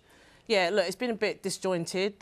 I'd say it's not been just a little bit. It's not been their best 40 at all. I mean, as you've already touched on, some new players and some old players have come back in. You know, Emily Scarrett back in at 12. Zoe Harrison come back from injury. Abby Ward come back from obviously giving birth. So we would expect it to be a little bit rocky, a little bit bumpy. But at the same time, you know, England are a very clinical side, and they've made a few errors. There's been, I think, 13 handling errors in total. So England won't be pleased with that, even though they're up on the scoreboard. Yeah, Sarah, we're used to seeing England sort of cut loose and score tries and win well, you know, to dominate teams. But, you know, Italy, fair play to them. They've been kind of really good at the breakdown. Has that just frustrated England? Yeah, definitely. Italy, we knew going into this game, have a really good breakdown. They're kind of one of the top teams in getting turnovers. So England knew this was going to be a threat, and Italy, have really gone out and put that performance in today. They're really messing up England's quick ball, and that's going to frustrate England because that's the game plan they want to play. They want to play on the front foot. They want to play quickly, and Italy are just not allowing them to do that. Yeah, I think that's maybe why Sarah Beckett fell into a trap, because she got the red card for a crocodile roll, which World Rugby have announced in the last week or so that is an area of the game that they are extremely keen to stamp out because it is dangerous. Maggie, just explain first of all to people who don't know what a crocodile roll is. What is it, and what are its potential perils? Yeah, it's when a player comes in to try and clear out, but instead they put their weight on top of a player, putting their weight through the player and then rolling to one side, targeting a limb. So, as you've already touched on, World Rugby are trying to get rid of this. I mean, it is absolutely dangerous. I think many people remember Jack Willis, in part of the England men's side, that happening to him when he played against Italy, and then he was ruled out for a long period of time. So, it's incredibly dangerous. I think red was the right call. It's just something that we just don't want to see in the game because it does affect a player's ability to come back again. Yeah, Michaela Stillari, strapped up, but she played on. We would have got you to demonstrate, Sarah Byrne, but... not on me. No, well, on you. You were very good in your day in the back row as well, but given you're injured, we won't. We'll have a look on the footage as well. Katie Daly-McLean said in commentary that there wasn't a lot that Sarah Beckett could do in that situation, but what do you think? I think it's really hard here because you only have a few seconds to react, but see how Sarah Beckett's gone over the top and around that waist. I think there, if she had her time again, she'd probably look to go for get under one of those shoulders and lift up through the shoulder, avoiding the head-on-head collision. It's just when a game of rugby happens in split seconds. But I think, yeah, if she was to have her time again, get under that shoulder, lift them up and drive them back. And you, right now, well know how dangerous in those situations at the breakdown that knees can be a real problem. England, as you alluded to at the beginning there, Maggie, they've not helped themselves, have they? They rare handling errors. Yeah, look, England have had 60% possession of the ball, and actually they probably should have scored more tries. I mean, at the line-out, they've been wasteful, so that's an overthrow. Every time they've got into the 22, there's been, like you said, a handling error, there's been mistakes. So here, Abby Ward's try getting disallowed because of double movement. Her knee touches the ground, and she's partially held. This is another point where England are really good at mauls, but there they lose possession again, and Italy get on the ball. And we come back to the line-out. Normally, it's something that they're really good at. There was limited pressure there, and the ball wasn't thrown in straight. So England will be really upset with the fact they haven't been very efficient in that red zone area, because they would normally come away with more points on the scoreboard. Definitely. It makes it really hard when you walk into the line-out. If you close that space and then you catch the ball on the outside shoulder, it makes it really obvious to a referee. If a ball is slightly off, I think for England, they probably want to keep that space, keep nice and square, and that ball might have gone a different way. Well, England got there eventually, but it took them half an hour to get over the whitewash, and it was Hannah Bottom. I mean, are we just looking at England here, deciding, you know what, let's just go back to our strengths here, go route one? Well, yeah, England have been so dominant in the scrum here. They're pushing through, and then Hannah's tries are from plays going round and round the corner. She gets over, and that's where England are dominant. They're dominant up front. They have amazing ball carriers, and again, they have really quick ball. Italy haven't had a chance to get out of their ball here. That's probably how we've come away with the try. You've mentioned it. When we look, we can give England maybe, 6 out of 10 for that first half performance. But there's one area, actually, where they have been good, and that is the scrum, an area that you know very well, Sarah. So give us your assessment of how they've done well in that set-piece area. They've done brilliantly. They're putting a lot of dominance through their scrum. Together, they've worked really hard. We have a new forwards coach helping us with that, Nathan Catt, who's come in and he's been brilliant with us. But I would say that as we're getting tired now, it's how do we continue to create that dominance? It's a hard game. So maybe when the bench comes on, we'll see a more dominant picture again. We might see a sort of John Schmidt, his half-time team talk. I wonder if he's a hairdryer guy or is he quite cool? I wonder. I think he's cool. We'll see, won't we? Let's get some reaction from Parma, because Elma has one of Sarah's teammates with her. Rosie Galligan, a well-loved Red Rose, isn't in action today. She's getting ready to get back to action. Maybe you'll see her next week.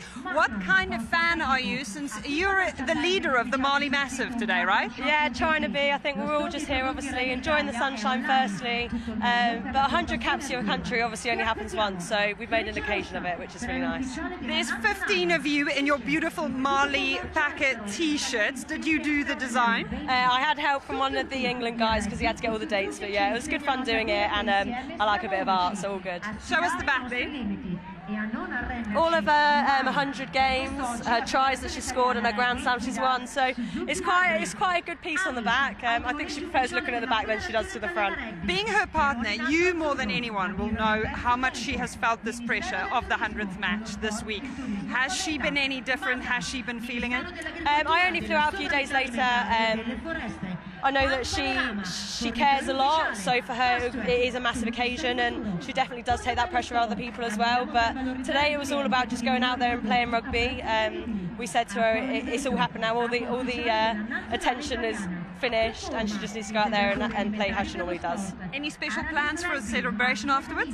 We're obviously first game into the tournament, so it's going to be quite a quiet one, but I think she'll just probably sit in the bar with her friends and family and reminisce on all the good times. Thank you so much, Rosie. Thank you. Cool T-shirts. Now, if you follow the women's game, you may have heard that England's World Cup winning coach, Gary Street, is recovering after a major stroke.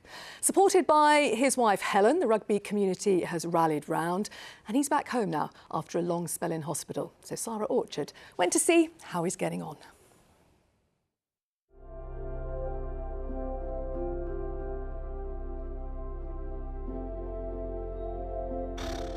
I don't know where to start.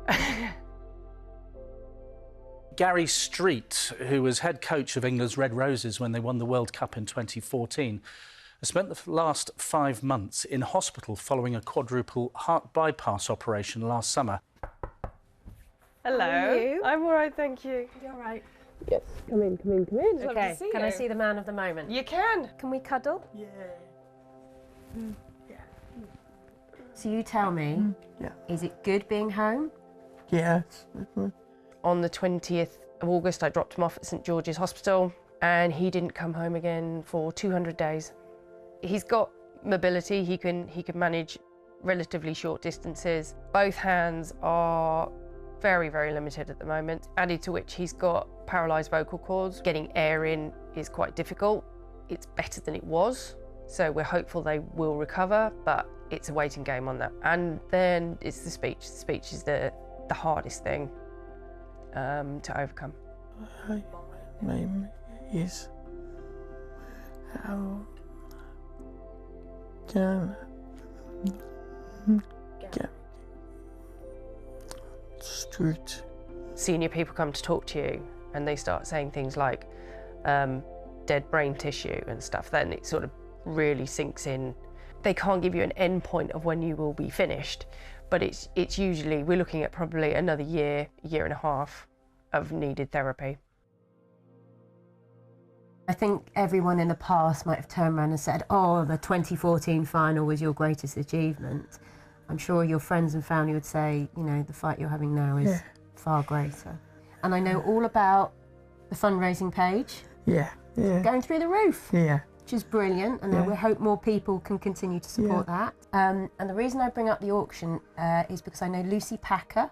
She has been coming to visit you every week. That must be so special because you know her from your Harlequins days, and she has given a special scrum half session in the auction. This is a little message that she has recorded for you, okay? Hey Gary, it's really amazing to see your progress so far, just your strength and the way you've really sort of kept your personality throughout it has been amazing. The strength you have and, you know, Flip has as well is just amazing to see, and we're really behind you and we'll sort of support you through this journey. Not bad for a little Welsh girl that you managed to bring over to the English side, hey? Wonderful.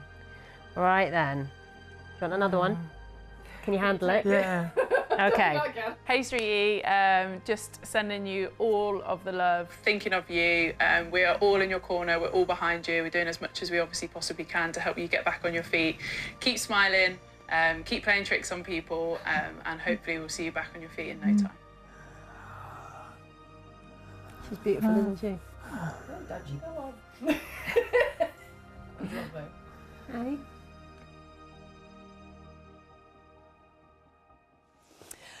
And we all wish Gary and his lovely wife Helen all the very best. Maggie, you won a World Cup under Gary Street. What's his legacy when it comes to the Red Roses? It's long lasting. I mean, sorry, just seeing that feature is beautiful. You know, Gary Street, those who know him will know prior to this, he is the life and soul of any environment. And for him to go through this is truly heartbreaking. I think what I'm really pleased about is the rugby community, the rugby family have come out to support him, his wife Helen, and his two sons as well, Peter and Ben. You know, what he's going through has been a big journey, and what's nice is that people are there to support him. So yeah, he's been and done so much for us, and I just really wish him all the very best on his journey. He's somebody you knew early in your career, isn't he, Sarah? Yeah, he would definitely come down and he'd be like, oh, keep going, you'll be in my squad one day. So yeah, he would always speak to my dad and encourage me. So going through my development pathway, he was always someone that was very, very lovely to me always. Yeah, well, as we say, we wish him all the best in his recovery. So we're nearly towards the end, aren't we, of this opening weekend of the Women's Six Nations, but plenty more to come across the BBC next week.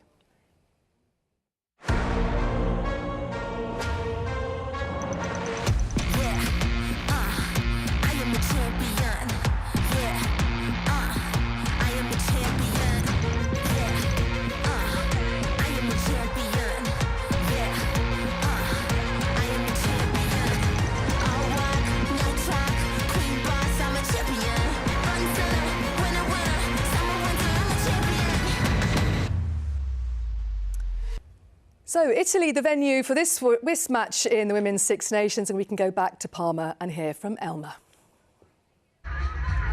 Red Roses attack coach Lou Meadows, just the red card there in that first half, but 2 tries at the end of it. What's the chat at halftime? We've just got to control our soft air account. That's what's punishing us at the moment. Otherwise, our shape's working really well. The players are noticing the opportunities available to them. So I think once we get a hold of the possession and our soft air is reduced, we'll be able to maximise and capitalise on the ball. Talk to me about these conditions. 20 degrees Celsius, beaming sunshine. Is this the warmest test so far in the Mitchell era? Yeah, I think so. Like, obviously, when we were at WXV, it was warm, but we played in the evenings. It's a very different type of heat, whereas this is quite dry. And obviously, the sun's quite high for those high balls, so it's definitely the warmest. And the girls are feeling it, but we're extremely fit. We physically prepped really, really well, so it's not a problem. Now, the talk of width and the whole obsession with getting that ball out to the back line has been something that we've been going on about for weeks now, and yet 2 forward tries so far. Yeah, again, it's the soft air account, so we're actually getting the ball to the width really, really well. We're getting into those edge breakdowns, and then it's that next phase that's killing us. So our game plan is working. We've got the ability to play with our kick, run, pass, and we've just got to maximise that by keeping the possession and looking after that ball, especially at the breakdown. I think that's where Italy are targeting us, and they're getting some really good returns. So we've got to look after that. We've got to be even more fierce when we carry and really work hard on the floor when we get there. Thank you. Good luck. No worries. Thank you very much. Teams emerging in Parma. It was nice, wasn't it, Sarah, to see Abby Ward actually get on the team sheet, because she's not long back from having a baby. You said to me she's had to work really hard to get back to this level. Yeah, some of the sessions she was doing at Bristol looked absolutely awful. I couldn't have done it, and I was fully fit. So yeah, she's back. I think 7 months since having little Hallie, who's the most gorgeous baby I've ever seen. So yeah, really impressed with her today. She's really come up the blocks firing. Yeah, well, Abby Ward on the team sheet. Maybe she'll do it again in the second half. We shall see. England leading in Parma by 10 points to 0. Let's go back to our commentary team of Katie Daly-McLean and Sarah Orchard. Thanks, Sonia. Well, we're about to get back underway then for the second half. Italy still with the extra woman on the field as the Red Roses play with 14, but England with that all-important 10-point lead. Worth us mentioning very early on here that this is England's worst half against Italy since 2007 at least. So they won't be used to being in this kind of position. They're still in a position of strength, though, as the ball comes back to Rigoni, who bats that rather well to make sure it doesn't get knocked on. as it comes out of play on the near side. Now, I'm just going to take this opportunity, Katie Daly-McLean. You did just want to say something quickly about Gary Street, who we saw there at half-time. You've got something in the auction as well, if they want to go kicking with you? Yeah, if anybody would like to come for a kicking session, then it's in the auction. You know, Gary Street is an amazing guy. His wife, Helen, is even more amazing, and what they're going through is pretty awful. So anything that anybody can spare, there's lots of amazing things in the auction, so have a look and get involved. Right, and the ball there from Atkin Davis, who is going to be really frustrated by the end of this fixture. There's been a number of those now for England, so they're going to reset this one. Italy, quite sensibly, you'd have to argue, after what we've seen so far at the scrum, have decided that they're going to go for a line-out. They would have had the option of the scrum, not to be.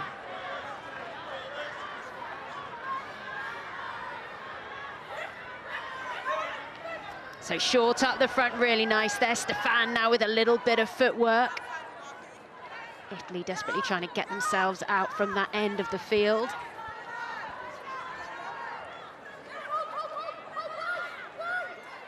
Use it! Well, we're looking for a big clearance here from the Azure. Waiting underneath quite happily is Dow. Quick to distribute to Kildun as the shadows just start spilling across the field in Parma. Crossfield kick coming in from Harrison. Now she was, again, just some of these crossfield kicks from England, they're just not quite connecting the way they want them to. And she was over the halfway as well, so it wouldn't have been a 50-22, even if it hadn't gone straight out of play. Yeah, I think the space for me is the right space that they're trying to identify. You know, they want to squeeze Italy back in their 22. They want to be in Italy's half. It's just that execution at the minute, and we saw Lou Meadows talk about it at half-time. They just want England to be a bit more accurate, which means their decision-makers have to be better with the ball. Scorbini, the Romagnac woman, driving over the halfway line. Plenty of these Italian women now plying their trade in France and also in England as the ball gets turned over by the Roses. Aldcroft, who, considering she's been out for the majority of the season, is picking up like she hasn't missed a beat. Ostuni Manuzzi made her debut back in 2020. One of the more regular names now on the Italian team sheet, with Rigoni with absolutely no space on this near side. Somehow Italy keep that in.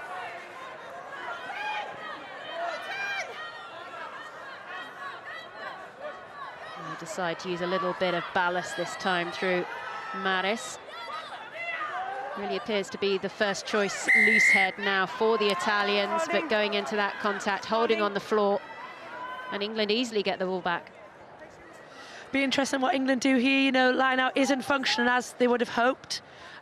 Zoe Harrison quite happy though to put England in the corner.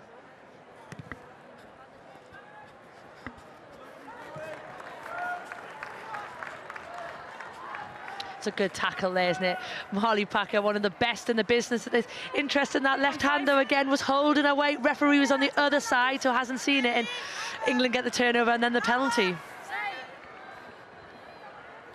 Well, England will be pleased with that penalty count. Italy will be frustrated. 5 metres out, goes high, really nice take in the air there by Ward, and this is moving nicely. Surely the Red Roses know where that try line is. It goes, it's over. No, first. England get a quick early try then in the second half. Atkin Davis just hanging out there, and she touches down over the line to extend the Roses' lead. It's well worked by England. It hasn't functioned like they would have hoped today. You know, very good line out up here, both Abby Ward and Lark Atkin Davis, but went simple, much quicker up and down on the ground. And then once they got that drive on, it was so Italy. Italy have taken the approach to try and sack it. Sarah Tanesi there's gone up. And once you go up and you go to compete, it makes trying to stop them all so difficult because people are out of position. It's a good try by England and what they needed in the start of this first half. Well, when that score was at 10-0 to England, it was worth mentioning that the last time they were actually in that position was 17 months ago at the World Cup against France. So they're trying to rectify the scoreboard as quickly as they can, as Harrison just sends one across the face of goal there. I mean, Katie Daly-McLean, you've been a kicker, as we just watched that rolling ball trundle over one more time. What's it like when you've missed a few in succession? How does your mentality hold in there? Yeah, it's tough. It is, especially because the first two are very, very, I wouldn't say easy, but kicks that we would assume Zoe Harrison would get. That one was slightly harder. She's connecting well with the ball, just getting a line, and, you know, she hasn't played as much club rugby as she would have liked, had a nasty couple of niggles. The thing that used to get me when I was playing was the other competent kickers you have on your side. You know, Helena Rowlands is in there, Emily Scarrett, and that was the one that used to get, should I hand it over, should I keep it, is somebody going to tell me? So it'll be interesting whether the girls have had a chat and whether Zoe's saying, look, I'm happy, just need to kind of find my line in this game. Also, whether you hand it over before or after you see it's right in front of the post, I assume. Exactly. All right, then. Italy. It's so slow for them. It's really hard for them just to put something together here. Scorbini. Medea, who's got that lovely pass. Rigoni. Oh, this is nice from Italy. Oh, they managed to connect on Muzzo on this far side. Stefan looks up. There was Cavani. Comes down once again. Scorbini. We can see on the pitch at the moment is Stevanin.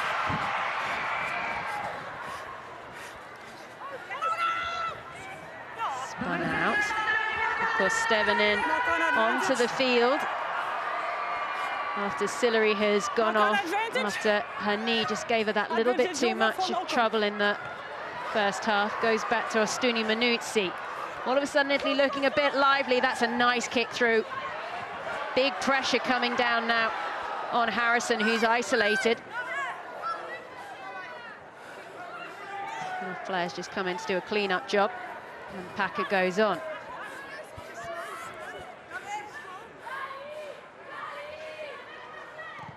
Okay, Rowland, she's the one who's trusted with the clearance, hasn't found touch, has found Rigoni. Big tackle coming in there by Abby Dow. Abby Dow actually scored 4 tries against Italy in this fixture last year.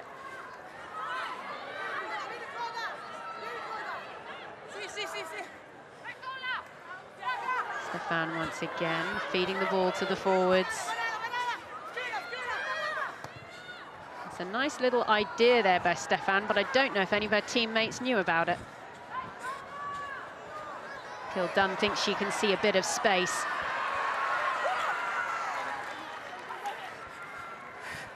Packer with the drive.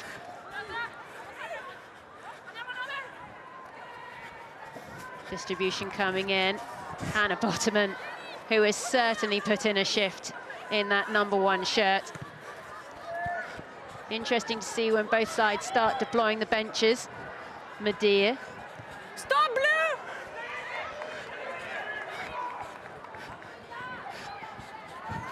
Kildunn comes once again. The Quins woman started out in Rugby League, came over to Union, as then she finds Cabella.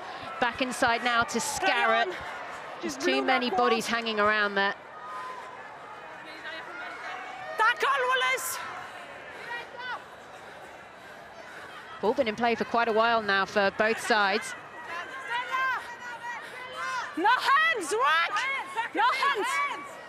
Warnings going in there for England to keep those hands out. Use it!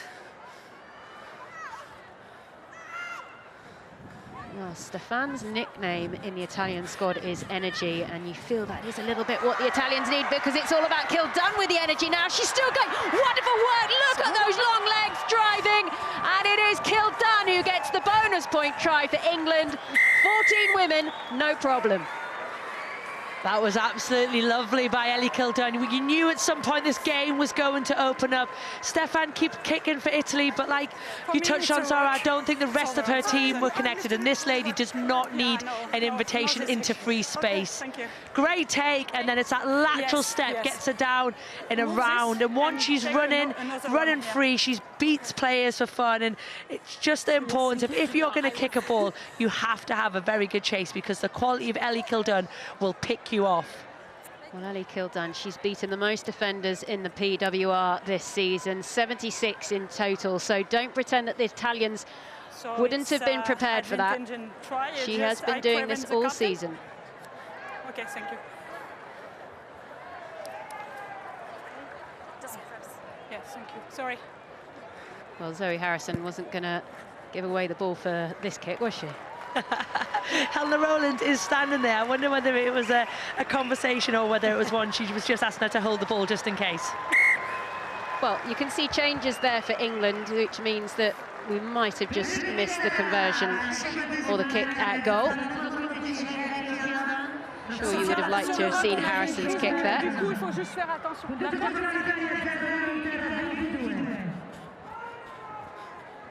So confirmed there that the ball has gone over from England.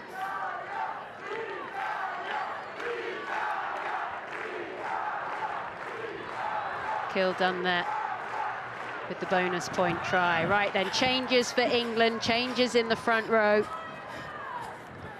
We saw so many of those forwards had put in the hard work, and now we get to see Connie Powell, Mackenzie Carson, Maud Muir all into the fray. It was Zoe Harrison who kicked that one over for England's 22-point lead. What a run here, coming down from Dow. Oh, she does so well not to go into touch. This woman is all class. Packer then manages to find Rowland, big pass out wide. The Red Roses, they're just forcing it just too much there. Their tails are up. And they'll make their way back. You can just feel that real energy just coming in now from the Red Roses.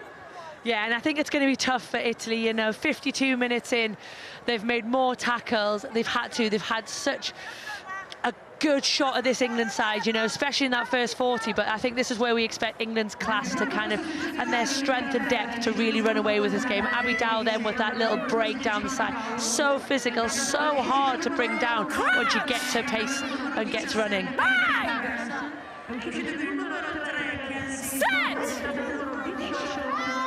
Well, England's still packing down there with just 7, but making a good job of it in the process. As the crossfield kick comes in, it's terribly executed there by Medea.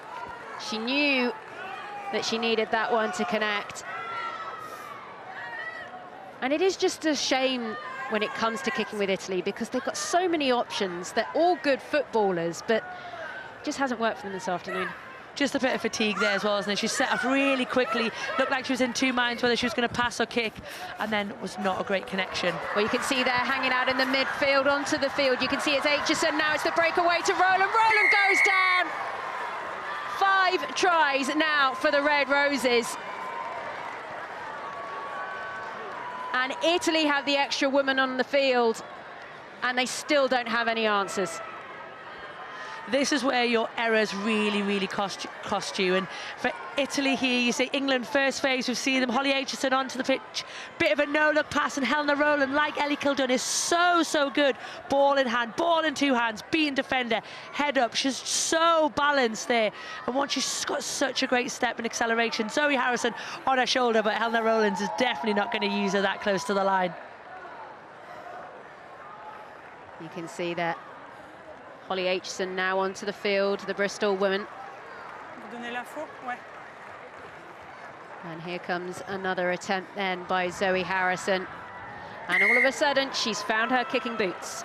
And sometimes that's all it takes, you know, one nice, simple kick in front of the post, builds a bit of confidence. But for me, this is lovely by Holly Aitchison. Takes it to the line, makes Italy commit, and it's the no-look. She knows where Helena Rowland is going to be, on her shoulder. England will have multiple options out the back, and it's just making Italy make decisions under fatigue. And this is where I think we will see England pull away. Well, for all that effort, it took England half an hour in that first half to get any points on the board. In this second, in just 14 minutes, well, they've managed to score 3 tries. Whatever the halftime team talk was, it certainly worked if you are an England fan. Italy will be so frustrated right now. I think there will be, but you've got to remember where this Italian side is as well. You know, England are full-time, they've been full-time for a long time. Italy's contracts aren't the same, these girls aren't having the same opportunity. And I still think we do have to hold this in context when we're looking at these teams head-to-heads. Okay, so change also at scrum half now for England. Natasha Hunt into the fray. The try-assist queen at the moment right now in the PWR. Maud Muir just slowing down any kind of Italian go forward. Stefan can see space behind the Red Roses. The chase is on. Oh, that's a nice touch finder. If they'd have caught it, it would have been better. Took a while to actually bounce out, though. It's a great weight of kick, isn't it? Really good identification. Lovely ball shape as well, so she knows she's going to get that kick and that roll. Oh, the ball just sat up, didn't it, over her head. Anything else, and I think Italy could have been in then. England need to get themselves out from where they are. Long pass back then from Hunt.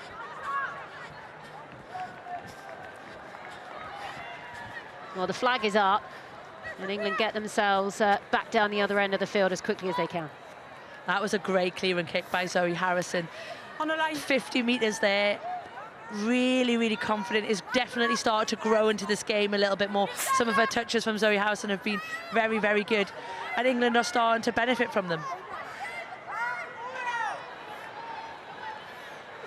Well, Tarani gets the ball in, comes down. Medea looking for those forward options hanging out in the back line. This is better from Italy, but again, it's the wrong colour shirt who's waiting in the open field. England can do that. There's no offside line. Crossfield kick now from Harrison. Is it going to bounce up for down? Nope. Again, nice idea as it goes out of play. Yeah, time is off.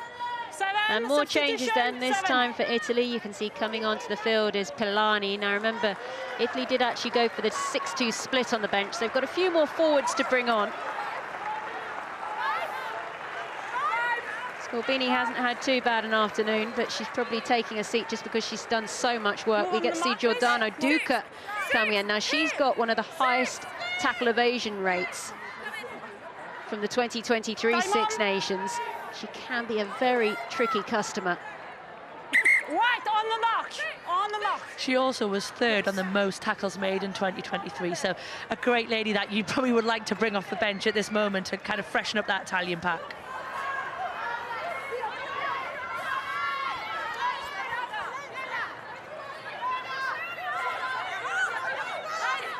A big pile of bodies. Eventually the ball emerges out on the Italian side. Medea not looking to distribute, happy to take it into contact.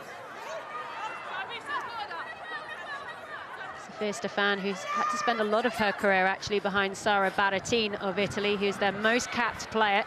She finally retired in 2023. She did come back out once, but Sophia Stefan now really trying to make a name for herself now. Is that big first choice and captaining Italy today as well. Great take on that far side. Italy get the ball. A lot of work going in there by Dinker, stolen eventually on the ground by England. They send it back. Ostuni Manuzzi is forced to turn. We knew that's what England really wanted to try and force Italy to do. Right over the top there goes Aldcroft. Does well not to give away the penalty, as the Italian forwards have a little bit of a shift to put in here. Back the ball goes then to Stevanin. Not a huge amount of clearance on that, if anything, just a nice little opportunity there for England to set something up. Time off. Yeah, it's tough, isn't it? You know, England keep rolling the bench, make an impact. Thought Mo Hunt has come on and speeded things up. At least Packer started very well for England, moved the ball well. But it's going to be hard now for Italy just to keep living with this pace. You know, they're loading their bench, 6-2 split. Hopefully that'll help them as well. We get to see Guroli onto the field, Stecker, Ranzotto as well. 6 and 7. Still a good 20 minutes to go, and this is the last thing that England need with that. Well, that Italy need with Alex Matthews coming on. But a big moment, of course, for Maddie Fairnati. The extra flanker on debut is coming onto the field, but on her 100th cap, Marley Packer salutes the crowd and goes and takes a well-earned rest on the bench. This music is very appropriate for Marley. Marley Packer, also known as Party Packer. You know, she played well today. She's been outstanding, 100 caps, and it's great to see her enjoying this moment.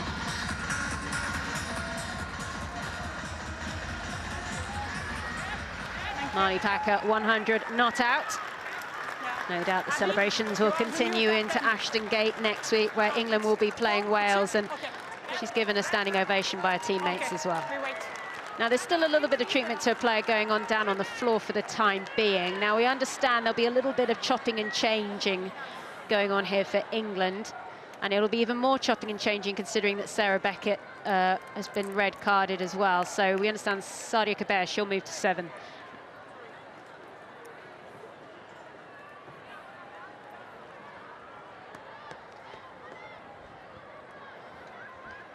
Okay, so there's still a little bit of treatment going on here down on the floor. So just a reminder there of what I was talking about, still to come in the Women's Six Nations.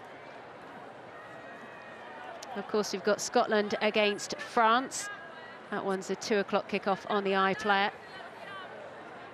England, Wales, BBC 2, 4:25 our coverage starts. That one, of course, at Ashton Gate. And then we finish off the weekend on Sunday, Ireland against Italy. That one also on the iPlayer, coverage getting underway at 2:45. Right then, here come England flying away. They've already got 5 tries. Could they get more? Down on the field goes Dow. Not on the score sheet yet today. Sometimes you just have a feeling about a player. So they have a little bit more in them. Popped off ball there from Kildunn. Big hits coming in there by the fresh legs coming in from the bench. Matthews.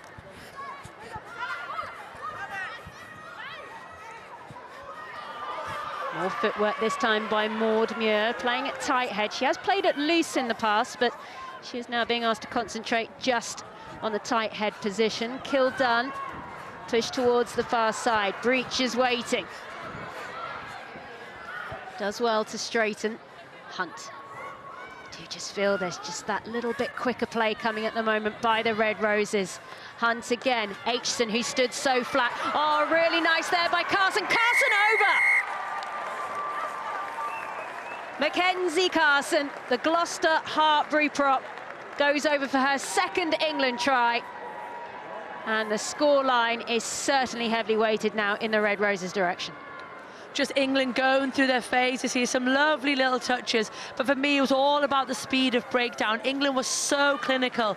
Once the ball was on the floor, their clearers had gone through and the ball was playable, and Mackenzie Carson there, nice line, she's out in those channels, great ball from Holly Aitchison, and an easy try, but speed of ball. If England play quick, so hard for Italy to get round the corner, to get your defence into shape and to go put pressure on teams.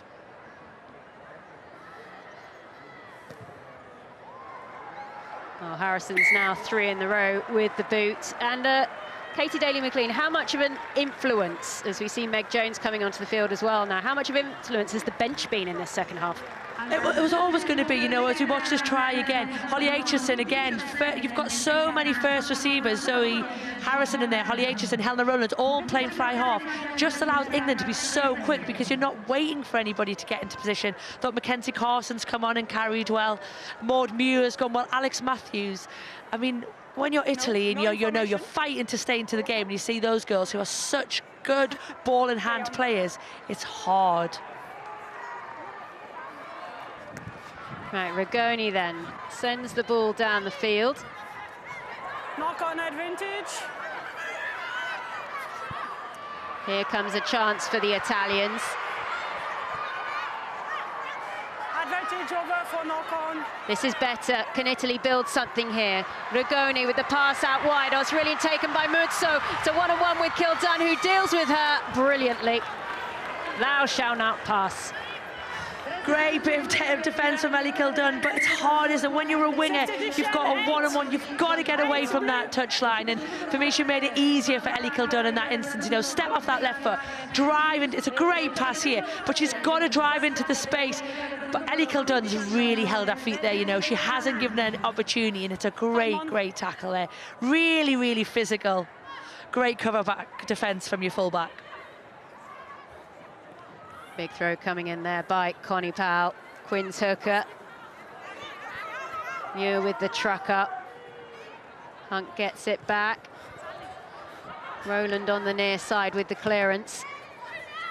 And the kicking options again continue in that England back line despite the changes. Bringing on the likes of Aitchison and Jones just adds to the gems they already had.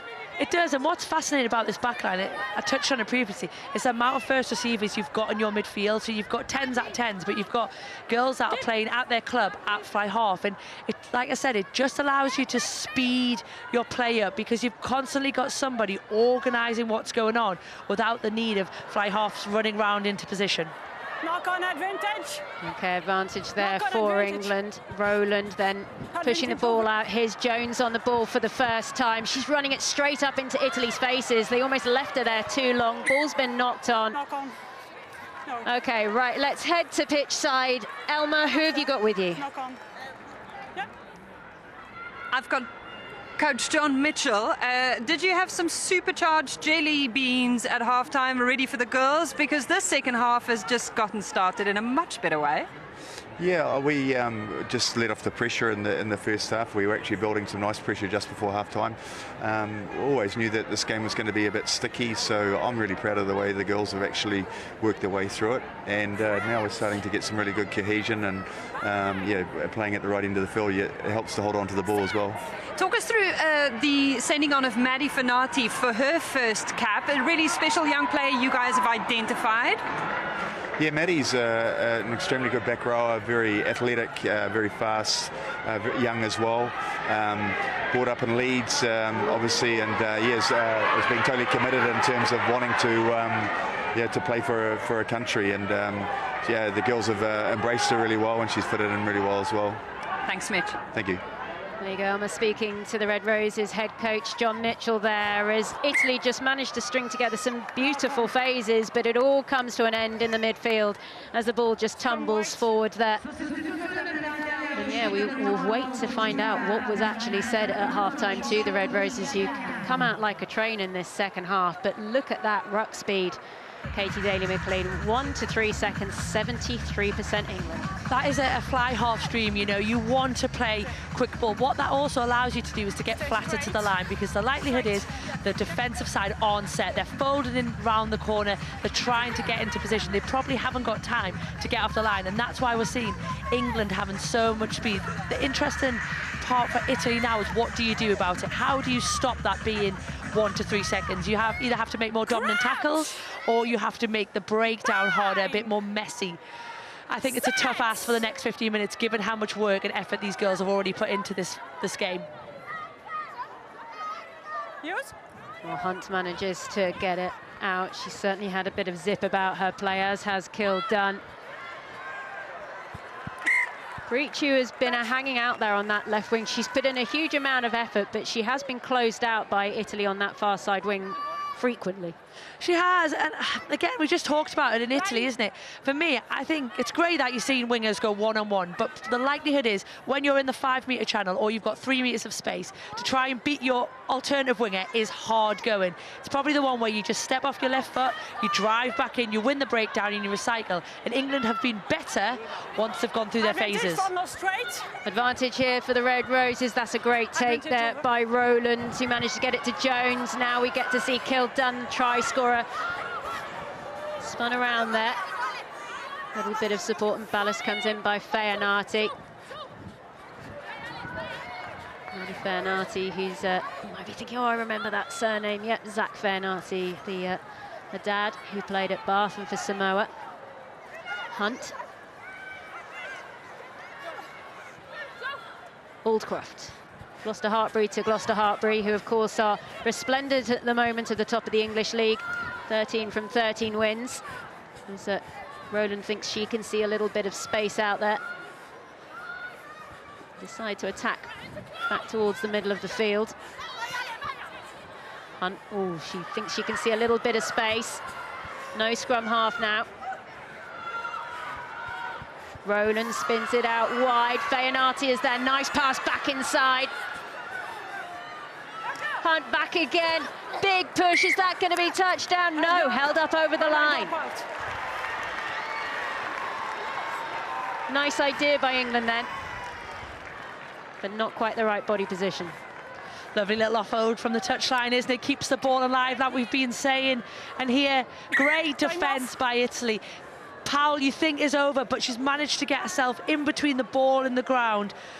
Italy will get an opportunity to relax and get rid of the ball, but that stat is fascinating. 123 tackles made, comparison to England's 87, and went 27 tackles missed. And that, for me, is probably the difference in the scoreline in the game. And it says a huge amount as well if you think about how long Italy have had the extra women on the field as well, how frightening this scoreline might actually have been had England played the majority of this fixture actually with 15. Okay, thank you. That will be the concern right now for Italian rugby. There's no concern, of course, for Marley Packer or John Mitchell, who are on the right side of this scoreline. But for Italian rugby, it was only about 12 days ago the Italian Federation actually confirmed the Italian players' contracts. They actually expired back in January, so it's been a long wait for a lot of these women, and you just have to ask yourselves how much that will actually help them in their build-up to a Six Nations when they're worrying about other things rather than their rugby. Yeah, 100%, and I think it just makes it hard, isn't it? If you're knowing the girls you're playing against are full-time, they've got a lot more resource, a lot more investment, and you're putting your body on the line to do that, but you're just not getting the same backing. It is tough. I think what we're seeing is now as more unions are doing it, and eventually everybody should hopefully be on a level playing field. Okay, so our referee, Aurélie Gorosalou, is actually going to go and look at some foul play on the big screen. It's been called in by her television match official. Now it's the entry of Helena Rowland here. You can see there Emanuela Stecker of Villorba. She's the one down on the ground. They're going to be looking to see if Rowland is staying on her feet and also if she's trying to wrap or if she's leading with the shoulder.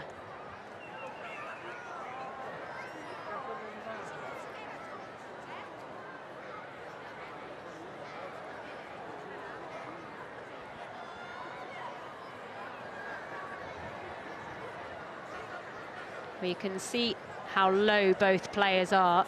It's direct contact, shoulder to the head. But well, I think Helena Rowland could be looking at a yellow card here, but highly likely this one will also go towards a bunker review. Yeah, they're looking at shoulder to head contact, aren't they, in this instance? Helena's done a great job of trying to dip her height, but from that angle it looks like her right shoulder makes contact with the head. Yes. Let's listen in. Yes, Orly, there is contact to the back of the head of the player on the ground. Yes, it's a dangerous kleinut because it's a vulnerable player on the field. So it's a foul play. Correct. So for me, it's yellow card, whistled and review. Agree with that. Okay, so you heard quite clearly there by Aurélie Gorosalou. Yes, but it's she's vulnerable. So your player is direct contact, shoulder to the head. It's yellow and review. Well, discipline is going to be a big concern here for England into this Six Nations. As Helena Rowland goes and takes a very nervous sit down. Already Sarah Beckett with a red card today. The possibility of another, but it will be the bunker referee that decides her outcome. England now playing with 13 women on the field. They've done pretty well with 14. They've managed to go 36-0 up. But if ever there was an opportunity for Italy, surely it's this moment now. Yeah, and especially the position that Helena's in, you know, no disrespect to Sarah Beckett, but she's in a pack, there's other players around her. Helena Rowland in that 13 channel makes England's defensive line a little bit shorter, so tighter in, and we know Italy want to throw this ball around, they want to go to the wide channel, so it'll be interesting how England rearrange themselves? Do they bring Ellie Kildunn into the front line and leave their two wingers in the backfield? Well, quite a fortunate moment for England to actually gather themselves here, because when you're down to 13, you need to get some messages on, actually talk about how they actually play out this moment. So Connie Power just receiving a bit of treatment to check everything's okay. We saw that Zoe Aldcroft, she's actually captaining England right now. She has done that in the past. Other captains who are out there on the pitch who've helped out the Red Roses, the likes of Abby Ward and Emily Scarrett. I mean, Scarrett off the pitch right now, but they have actually been told to focus on their rugby at the moment because they've both had breaks from international rugby. And oh, Helena Rowland there, you can see they're desperately disappointed as she awaits to see what happens next. Yeah, she's such a talented player, but also somebody who is very, very responsible. And I think for moments like this, she will feel for her that she's let her side down, and I think that's one of the hardest things, isn't it, as a player, that nobody ever goes in with any intent to hurt another player, but those moments when you feel like you've let your teammates down, it really does hurt. An opportunity then for Italy. They've got 2 extra women on the field. Spun out ball, Granzotto. She manages to find some of that forward ballast as we see Stecker running onto the ball. Italy need to get out of their 22 as Groli there took on duties. Comes back now to Medea. Kildunn is waiting. Just can't quite get that extra purchase on the ball. England always stood so well in the backfield to receive. Crystal Bears, Holly Aitchison. Still Red Roses ball. They're playing with 13, and it's still all about England as eventually they knock the ball onto the floor. And they'll restart with an Italian scrum. So if they play smart here, Italy, they could maybe set up the backfield nicely. Yeah, I think especially because it's in the middle, you've got to make England defend both sides, and then it's about picking the space. England will have to commit one way or another. They'll probably use Natasha Hunt to give them a bit more width from their defensive line, but it'll be interesting to see how they use their backfield. And sometimes you have to load your front field and you give teams the backfield and you want them to kick it. And I would have thought in this instance, that's probably what England would like to do. Crouch! No.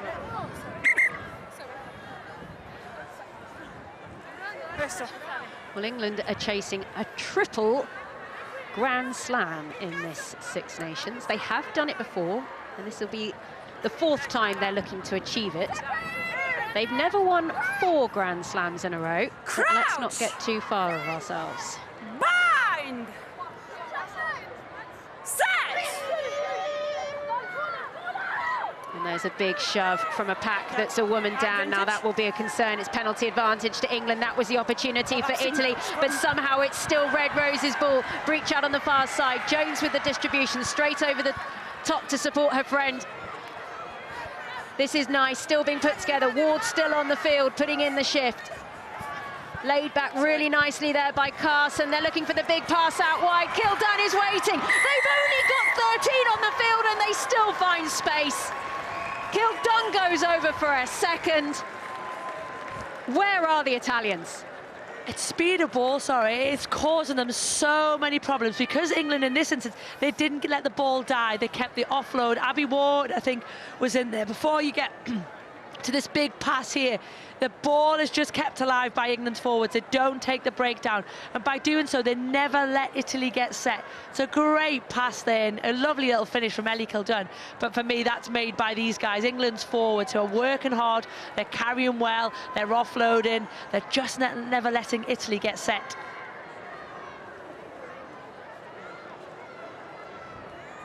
Ellie Kildunn, 25 tries now in an England shirt. One of the many players out there, of course, played in that disappointing World Cup final in New Zealand 2 years ago now. Next World Cup final will be played at Twickenham next year. Red Roses will be hoping to get to that final and having a different outcome. Holly Aitchison there with the conversion. A little bit of a miss kick. Yeah, interesting, because you've also got Meg Jones on there. Holly didn't look particularly happy there, having to get to goal kick. Meg Jones is a great goal kicker as well, so yeah, probably not a best strike. It's just something that the girls will keep working on, working hard on. Like we say, there's a lot in that squad who are very, very talented goal kickers. It's worth saying that Italy had the best place-kicking record out of all the teams in the 2023 Six Nations, but then they only took 12 kicks at goal. For England, they took 44. So it's quite hard to actually compare statistics as the ball is knocked on by England in the midfield. Knock on. Scrum blue. Well, Giovanni Ranieri is going to have quite the workout to do with his Italian outfit after this. I mean, England, they are the world #1 side, but Italy are none too shabby with 7th. They had a very strong WXV2 campaign, ultimately pipped to the post by Scotland by points difference, and I mean pipped to the post. Yeah. But they're not quite playing as the cohesive side as we know they can be. Yeah. And I think Italy have so many talented individuals. At the moment, it's probably their first 15 that are their front runners, their best side. And as we've seen, kind of as the benches come on, they've just started to fall away from their shape. And I think for Italy, that's what's going to be really good for them as they get more time together, as they spend more time working on these bits, is how good they can become because of the talent they have on their side. Well, there's a lot going on down on the pitch at the moment. Ellie Kildunn confirmed there as the player of the match, but also confirmed that Helena Rowland's yellow card will remain a yellow. So if they give the review to Bunker in the player, the yellow card remains a yellow card. Yeah. Time is on. Well, that will be somewhat of a sigh of relief from England. So 1 red, 1 yellow. Helena Rowland, she will rejoin the field of play, but only for about 2 minutes towards the end. Yeah, it's good that it stayed a yellow, I think, and probably the right decision, you know. Like we say, dangerous, but actually the level of danger. But Ellie Kildunn's been fantastic today, you know. 174 metres made. She's been so dangerous ball-handed. She's been very good defensively as well. Branzotto looking for options.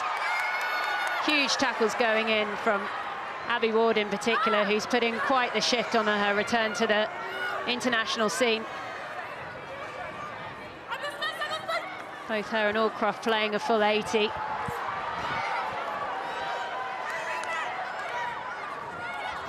Can Italy finally start attacking down in that England 22? Remember, they've got 2 extra players out on the field, but it's gone forward. The crowd think that Dinka has gone through. They'll come back again. There's a couple of times that Italy think that they've got something there. Now, we did say in the first half that so many of these games, the last 5 that the Red Roses have played against Italy, they have won by 50+ points. We didn't think that was going to be the opportunity today, but that was before the second half. And there's just confirmation that Helena Rowland, that's staying a yellow. And will the Red Roses bring up the 50 is the question now. At least 2 scores away from it. Italy have started to look brighter as well this last 10 minutes, you know. Fine margins, forward pass, yes, in that instance, but they're starting to exploit the space. They're trying to pick off this 13 women's England side. Set!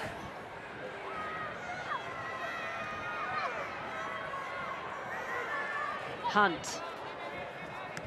Aitchison. Nice take by Ostuni Manuzzi. It's a good few meters there. Branzotto. Nice there by Rigoni. The problem was she was the only one that knew it was coming. Beatrice Rigoni, she has a box of tricks, but Katie Daly-McLean, you know her because you work with her at Sale, and for all of her excitement, sometimes it's not the place. That's her trademark as well. That will come out at least once a game, if not twice. And the thing is, she is so talented. Great athlete. It's probably just those moments when you need maybe a bit more consistency and a bit more accuracy. But if you take that away from Beatrice, then probably you just end up with a normal player, and what she brings to the game is very different. It's very special. She actually played a bit of fly half at WXV. Where do you prefer her, 10 or 12? She prefers 12. She doesn't enjoy being in that 10 shirt. But you know what it is? You just want her close to the ball because she can make things happen. And like you say, she's got a great box of tricks. Meg Jones there standing in that first receiver position. The pass there for the Roses doesn't quite connect as Jess Breeze pops it back there to player of the match, Kildun. She's trying to get out of Jess Breach's way there. The crowd don't like it. I think that Breach was blocking her. Grosolo happy. So flat there. That pass coming in there by Aitchison. Hunt, Aitchison again, crossfield kick coming in. That's a nice bit of field position, and once again, Italy pegged back. And they've got to clear themselves out of the 22. It's a really smart bit of fly half play for me. You know, she's getting her head up, she's looking early. Yes, England have got ball, they're going forward, but just push Italy back. And it's a really well executed kick. I don't think you can underestimate how valuable that is when your team is maybe starting to lose a little bit of shape. You've been playing with 13 for a lot of the game, just to put another team under pressure in their 22. Groli, former Italian sevens player, gets it in. Surely too much for Italy to do here with the clock against them. They just haven't found their way down into the England 22 at all in this fixture. Ball comes back, Medea. And she's given England a line out just outside of that Italian 22. Good exit, had to get Italy out, and that's all Italy can do, is keep sending England out there 22, keep defending, and for them this will be a good scoreline. You know, like we say, they've taken some heavy defeats to the hands of England, so 41 points and how well they went in their first half. This is a real strong performance from Italy. England back up to 14 women. A minute and a half left to play in Parma, after what could have been a hugely concerning fixture here for the Roses at half-time, but they are powering through, and they powered through this second half. Jones unable to hold that one. And likely one of the last things we're going to see here is a scrum. Scrum blue.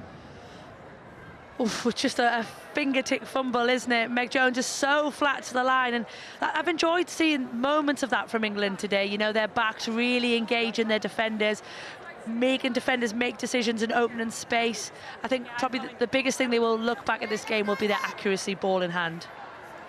Now here's a stat for you, Katie Dale. England likes Six Nations Sundays. Okay.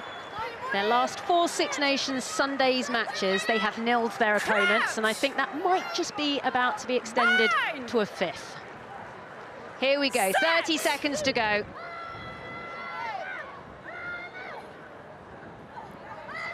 Have Italy got one last throw of the dice? Will that scoreboard still read as nil? There goes Grassotto. 10 seconds left to play. Italy can't make a mistake. Clock nearly in the red.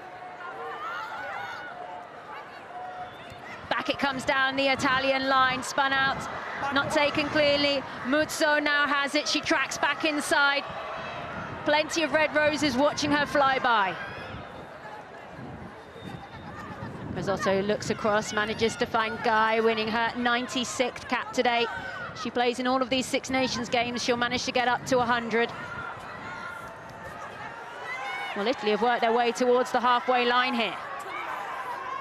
Have they got one last attempt here? English discipline is good. Medea, right through the middle. Stecker is there. There's the breakaway. What a great steal there by Powell. Connie Powell. She's still going strong. She needs some help. Who's going to finish the job? Right over the top there by the Italians. An easy England penalty. Hunt wanted to take it quickly. Yellow, cynical action. Oh, a yellow card as well, just to add insult to injury for Italy. Great take there by Connie Powell. I think if she had kept going rather than looking, she was in.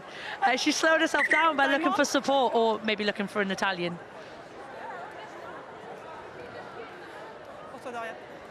Well, it's Stevenin who is sent to the bin. Cynical play there, right in the red zone. And England are going to finish on a line-out. No tap and go there. You want to finish on a flourish here. Maybe they haven't got to that point in their script yet of tap and goes. Right, then ball comes in, taken in the air by Ward. This is set up really nicely. Powell is there at the back. Will she get her try at the second nibble? Here it goes, surely that's over, yes! 8 tries for the Red Roses, who have come to life in this second half in Parma. Yeah, they have, and it kind of finished how it started, didn't it, with a try from the line out. It's England's safe place, isn't it? Our line out at times hasn't functioned well, but here, ball was on the money, it was well formed. Connie Powell had a much easier run in than that intercept 2 minutes earlier. And for Italy, you know, I think they've really stuck out the fight. It's been a hard game for them. 6-2 split, you know, some of them forwards have come on and put on a shift, but well done, Connie Powell, and a good finish. Connie Powell moved from Gloucester Hartbury to Harlequins. She actually started out her rugby back at Sudbury Rugby Club, going over for her 7th England try. Aitchison with the final act of the match. And that is good. And that is that. The triple Grand Slam is still on for the Red Roses. Took them a while to get going, but when they were going, they would not be stopped. What a day for Marley Packer. John Mitchell starts his first Six Nations with a big win. And Italy, they will be left just scratching their heads. Ali Kildan, the player of the match. Good shift. Full time then in Parma. Italy 0, England 48. Yeah, John Mitchell all smiles because, as Sarah said, England got there eventually, didn't they? Which means they go leaping to the top of the Women's Six Nations table, ahead of France with that bonus point win on points difference. Scotland also up there after that dramatic victory at the death against Wales. So England winning it, 8 tries at the end, 48-0, Maggie. What will have impressed John Mitchell most about that second half in particular? I think he'll just be pleased that they came back in the second half. You know, by England's standards, I think they will be pretty disappointed with how the first half went. Yes, they got their tries, but actually England are much more clinical. Sarah knows, much more clinical than that. They will normally execute when they get into that red zone area. But the second half was brilliant. Look, they came back, they reacted straight away. 44 minutes, and then they just didn't stop really. I think the gates opened up, and Italy were just shattered. I mean, they made 158 tackles. Missed 28 as well, but generally that's what you would expect, and England's bench as well were very good when they came on. Yeah, so how impressive is that actually from England? Because they played for large swathes of that game with either a player down without Sarah Beckett, and then towards the end as well, a yellow card too. Yeah, it's incredibly difficult, and England did really well there. They held the space out wide, especially when they were down to 13, which allowed those tries for Holly to get Ellie into those spaces. I think when you go down 2 players, there's a tendency to squish up together and play, straightforward rugby. But it was brilliant to see that England didn't do that, and they managed and reacted to that very well. We're going to call this sort of an analysis, sort of pre and post Holly Aitchison, because she made a remarkable impact, didn't she, Maggie, when she came off the bench in the second half? Yeah, so she came on obviously when Scarrett came off, but Aitchison previously was playing for England at 10 last season because there'd been so many injuries with Helena Rowland and obviously Emily Scarrett. But when she came on, what a difference she made. She's so good at taking the ball to the line. She makes these really flat passes. You know, both me and Sarah are talking about. The first try, if we just talk about how this first try happened with Kill Dunn, look at England's two players, Scarrett and Jess Breach. They do well just to block the Italian players, which enables Kill Dunn just to show her quality. I mean, look, she deserved player of the match because she's just so good at cutting those lines and finding those spaces. And I guess, Sarah, you know, especially with this one here, line-outs, England did really well here. So Holly actually here takes it right to the line and creates that space for Helena to run through. Zoe's drifting off out the back, so the defenders are going to go with her. And Helena, this brilliant sevens player, that's where she lights up open space. She's going to score from that. And that was a lovely try, actually, really well worked. Yeah. And again here, Mackenzie Carson picking a great line, and Holly just seeing that space, the ball speed from Mo, I was really impressed with. It really came up. Holly is that decision maker. She sees the space, she gets the ball there. I'm really impressed with Holly this week. Yeah, I mean, she comes from sevens background, doesn't she, Holly Aitchison? And you can see that when she brings it to 15s in terms of her vision and her speed of thought as much as anything, isn't it, Sarah? Yeah, her speed of thought. It's something that Lou Meadows, the attack coach for England, really wants to drive is where is the space, what's the best way to get it there. We saw that come through. She's hitting those holes, she's trying to hit that space, the player in space, but she also did an amazing crossfield kick that no one was marking. Now that's the style that England want to play, and Holly did really well to execute that today. Well, if you joined us a bit late, you might have seen the graphic at the top on the left-hand corner of the screen, which showed that England had actually had a red card, which went to Sarah Beckett. Sat there looking a bit confused, didn't she, as to why she wasn't coming back onto the pitch. We talked about at half-time, you know, croc rolls, World Rugby trying to stamp them out of the game. In terms of how England responded to that then, let's dive into that a little bit, Maggie. Often teams do train, don't they, for this exact scenario? Yeah, so, and Sarah will know, you know, England and many teams train for the what-ifs. Yeah. You know, if you lose your hooker, who's going to go in to throw the ball? If you lose your captain, who steps in as vice-captain? So here it is. If you look carefully, look, Sarah Beckett comes in, she puts a whole body weight onto the opposing player, and then she rolls the player to one side, which targets a limb. And look at all that pressure on that player's knee. I mean, it's hard to look at it. It makes me cringe just seeing it. And the referee said that was a high degree of danger. And look, as we've already touched on, World Rugby trying to get rid of this from the game because, as you can see from that opposing player, you can end a player's career with an injury or an action like that. Look, there obviously wouldn't have been any intent from Sarah Beckett. She's a great player, great athlete, but situations like that, you know, you give the referee no choice. She can only go down the bunker system, which is great that it's been put into the women's game, and then the decision was red. But it's so important, isn't it? In really tight test matches, and we saw it in the Women's World Cup final when England had a red card in that instance. Discipline is so key if you want to be winning at the elite level, isn't it? Yeah, and it's something that John Mitchell's really touched upon. He wants to see how people react. So he'll be really pleased today that England reacted so well. He'll obviously be slightly disappointed. I think Sarah Beckett will be really, really gutted with that. There was no intent behind it. It's just one of those things that, you know, is just really unfortunate. But that mechanism is really dangerous. It can really affect your knee. It's happened to a few players, myself included, and it's a hard thing to recover from. So I can see why it was a high degree of danger. And once you go down a player like that very early on, did it look like in that first half that the message was right? Let's just tighten this up a bit, and if we have to revert to type, i.e. bring the forwards into this game, then we're happy to do that. Yeah, it turned in very much the power game. Yeah. It felt like, so once that happened, straight away, the call would have been, let's keep it tight. So as you see here from the breakdown, it's just short pops, short passes from the ruck, and it's keeping that quick ball being played. So here, Bottoman, this is what she does every day of the week. You know, you give her the short ball and she'll just get her head down. And then again, soon after, with Abby Ward's try, again, you can see the tries are coming so close to the breakdown. So it's a very smart play by England. They would have had that call, you know, it would have been fed in from John Mitchell. But again, it's just the way they played. And you know, I guess here, Marley Packer going in for that next try.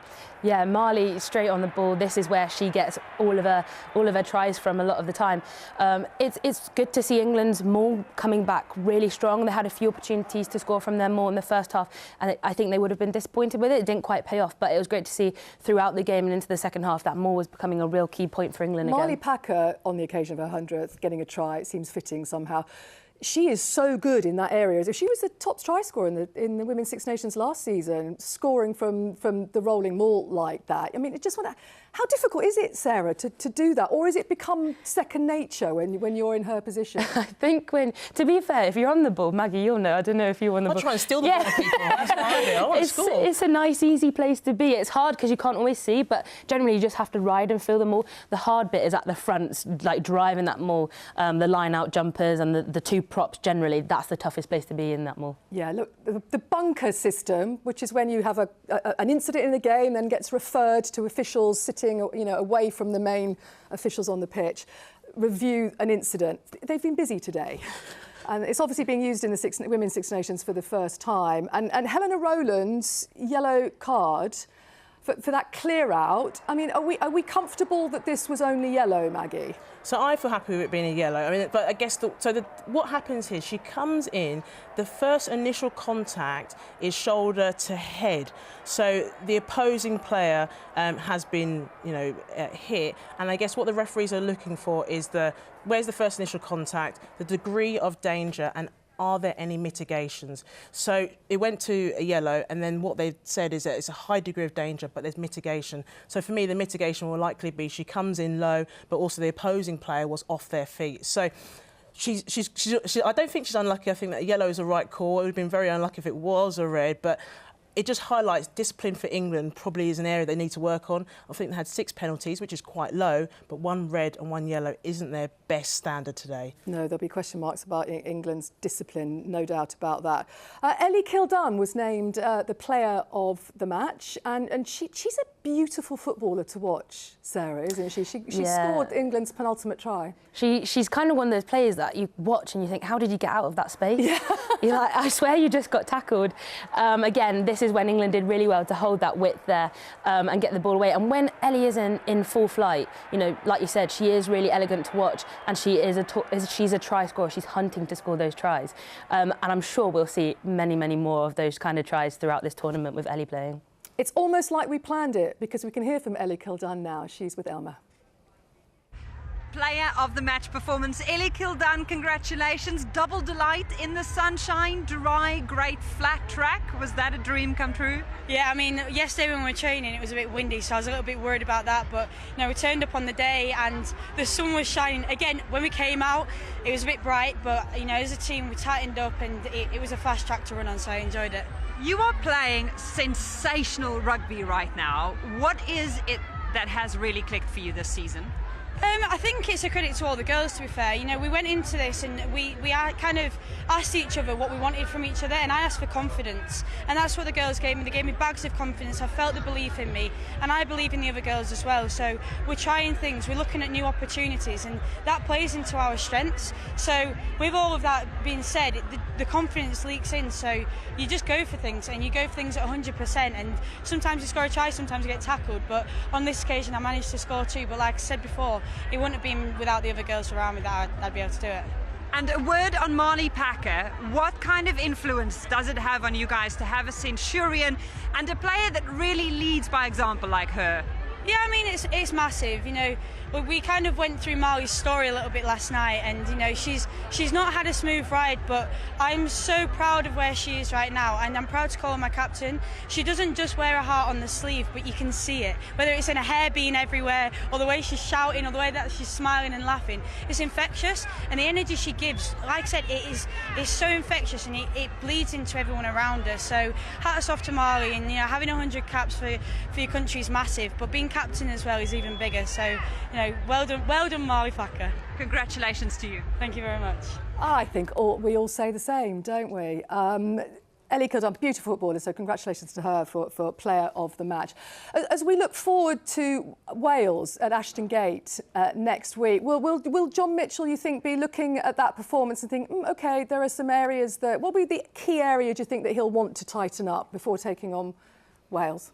For me, it'll be probably a set piece, especially in the first half. England lost a few line-outs, or if they got their line-outs, it wasn't as clinical as we're used to seeing them. In the second half, we saw some good tries, Marley Pack in particular getting that try. But I think set piece is one area where they feel like that's where they should be quite dominant, and Lewis Deacon will be quite disappointed that they didn't really, set the world alight in the first half. So I'd probably say set piece. Yeah, I think the scrums are really, really dominant and they did really well. They want to look to continue that. But I actually think it's kind of going back to what Lou Meadows said at half-time. Those soft errors need to come down. I think England, they want to play with the ball and they need to have control of that. OK, let's hear from the woman of the moment. Try scorer, centurion, captain, it's Marley Packer. Marley Packer, you are a centurion and that game was all over the place. How do you feel now? Yeah, like on top of the world, to be honest with you. We talked about as a squad, we wanted to let the handbrake off and play, and there was a few soft errors in there that let us down, and maybe when we were trying to let off the handbrake, it didn't quite go to how we wanted it to be. But it's the first game of the tournament. We're fixed up and we'll come back stronger against Wales next week. Who do you want to thank on this very special day? I just think all my friends and family. I've got a big crowd out here, so for them to make the trip and make it that extra more special for me. But just everybody along my rugby journey, everybody's had a part to play, and I carry them every time I wear this shirt, and to be able to say I've done it 100 times, it's very special. Could you summarise in 3 words what you would tell young Marley now? Just keep smiling and doing what you love doing. A little more than 3, but we'll let you have it. Congrats! Thank you. I'm not good at counting. Thank you very much. That's Marley Pack. Enjoyed the opening round of the Women's Six Nations? Yeah, I loved have. it. Yeah, especially seeing Marley get 100 caps and seeing Scotland win as well. That was really exciting yesterday. Yeah, definitely. Yeah, well done to Scotland beating Wales. Yeah, we'll be back next week for England against Wales at the Ashton Gate. That's where we're going. So join us for that one. Thanks very much for watching. It's a decent birthday present, isn't it, for England coach John Mitchell. England up and running in the Women's Six Nations Championship. We will be back in Bristol next weekend. See you then. Bye for now. It's time to wrap up round 1 of the 2024 Women's Six Nations. Where better to do it in the warmth of Parma in northern Italy. Sarah Beckett has been given a red card. Bottoman waits, still Bottoman, is that over? The Red Roses get their try. Look at those long legs driving. 8 tries for the Red Roses, who have come to life in this second half in Parma.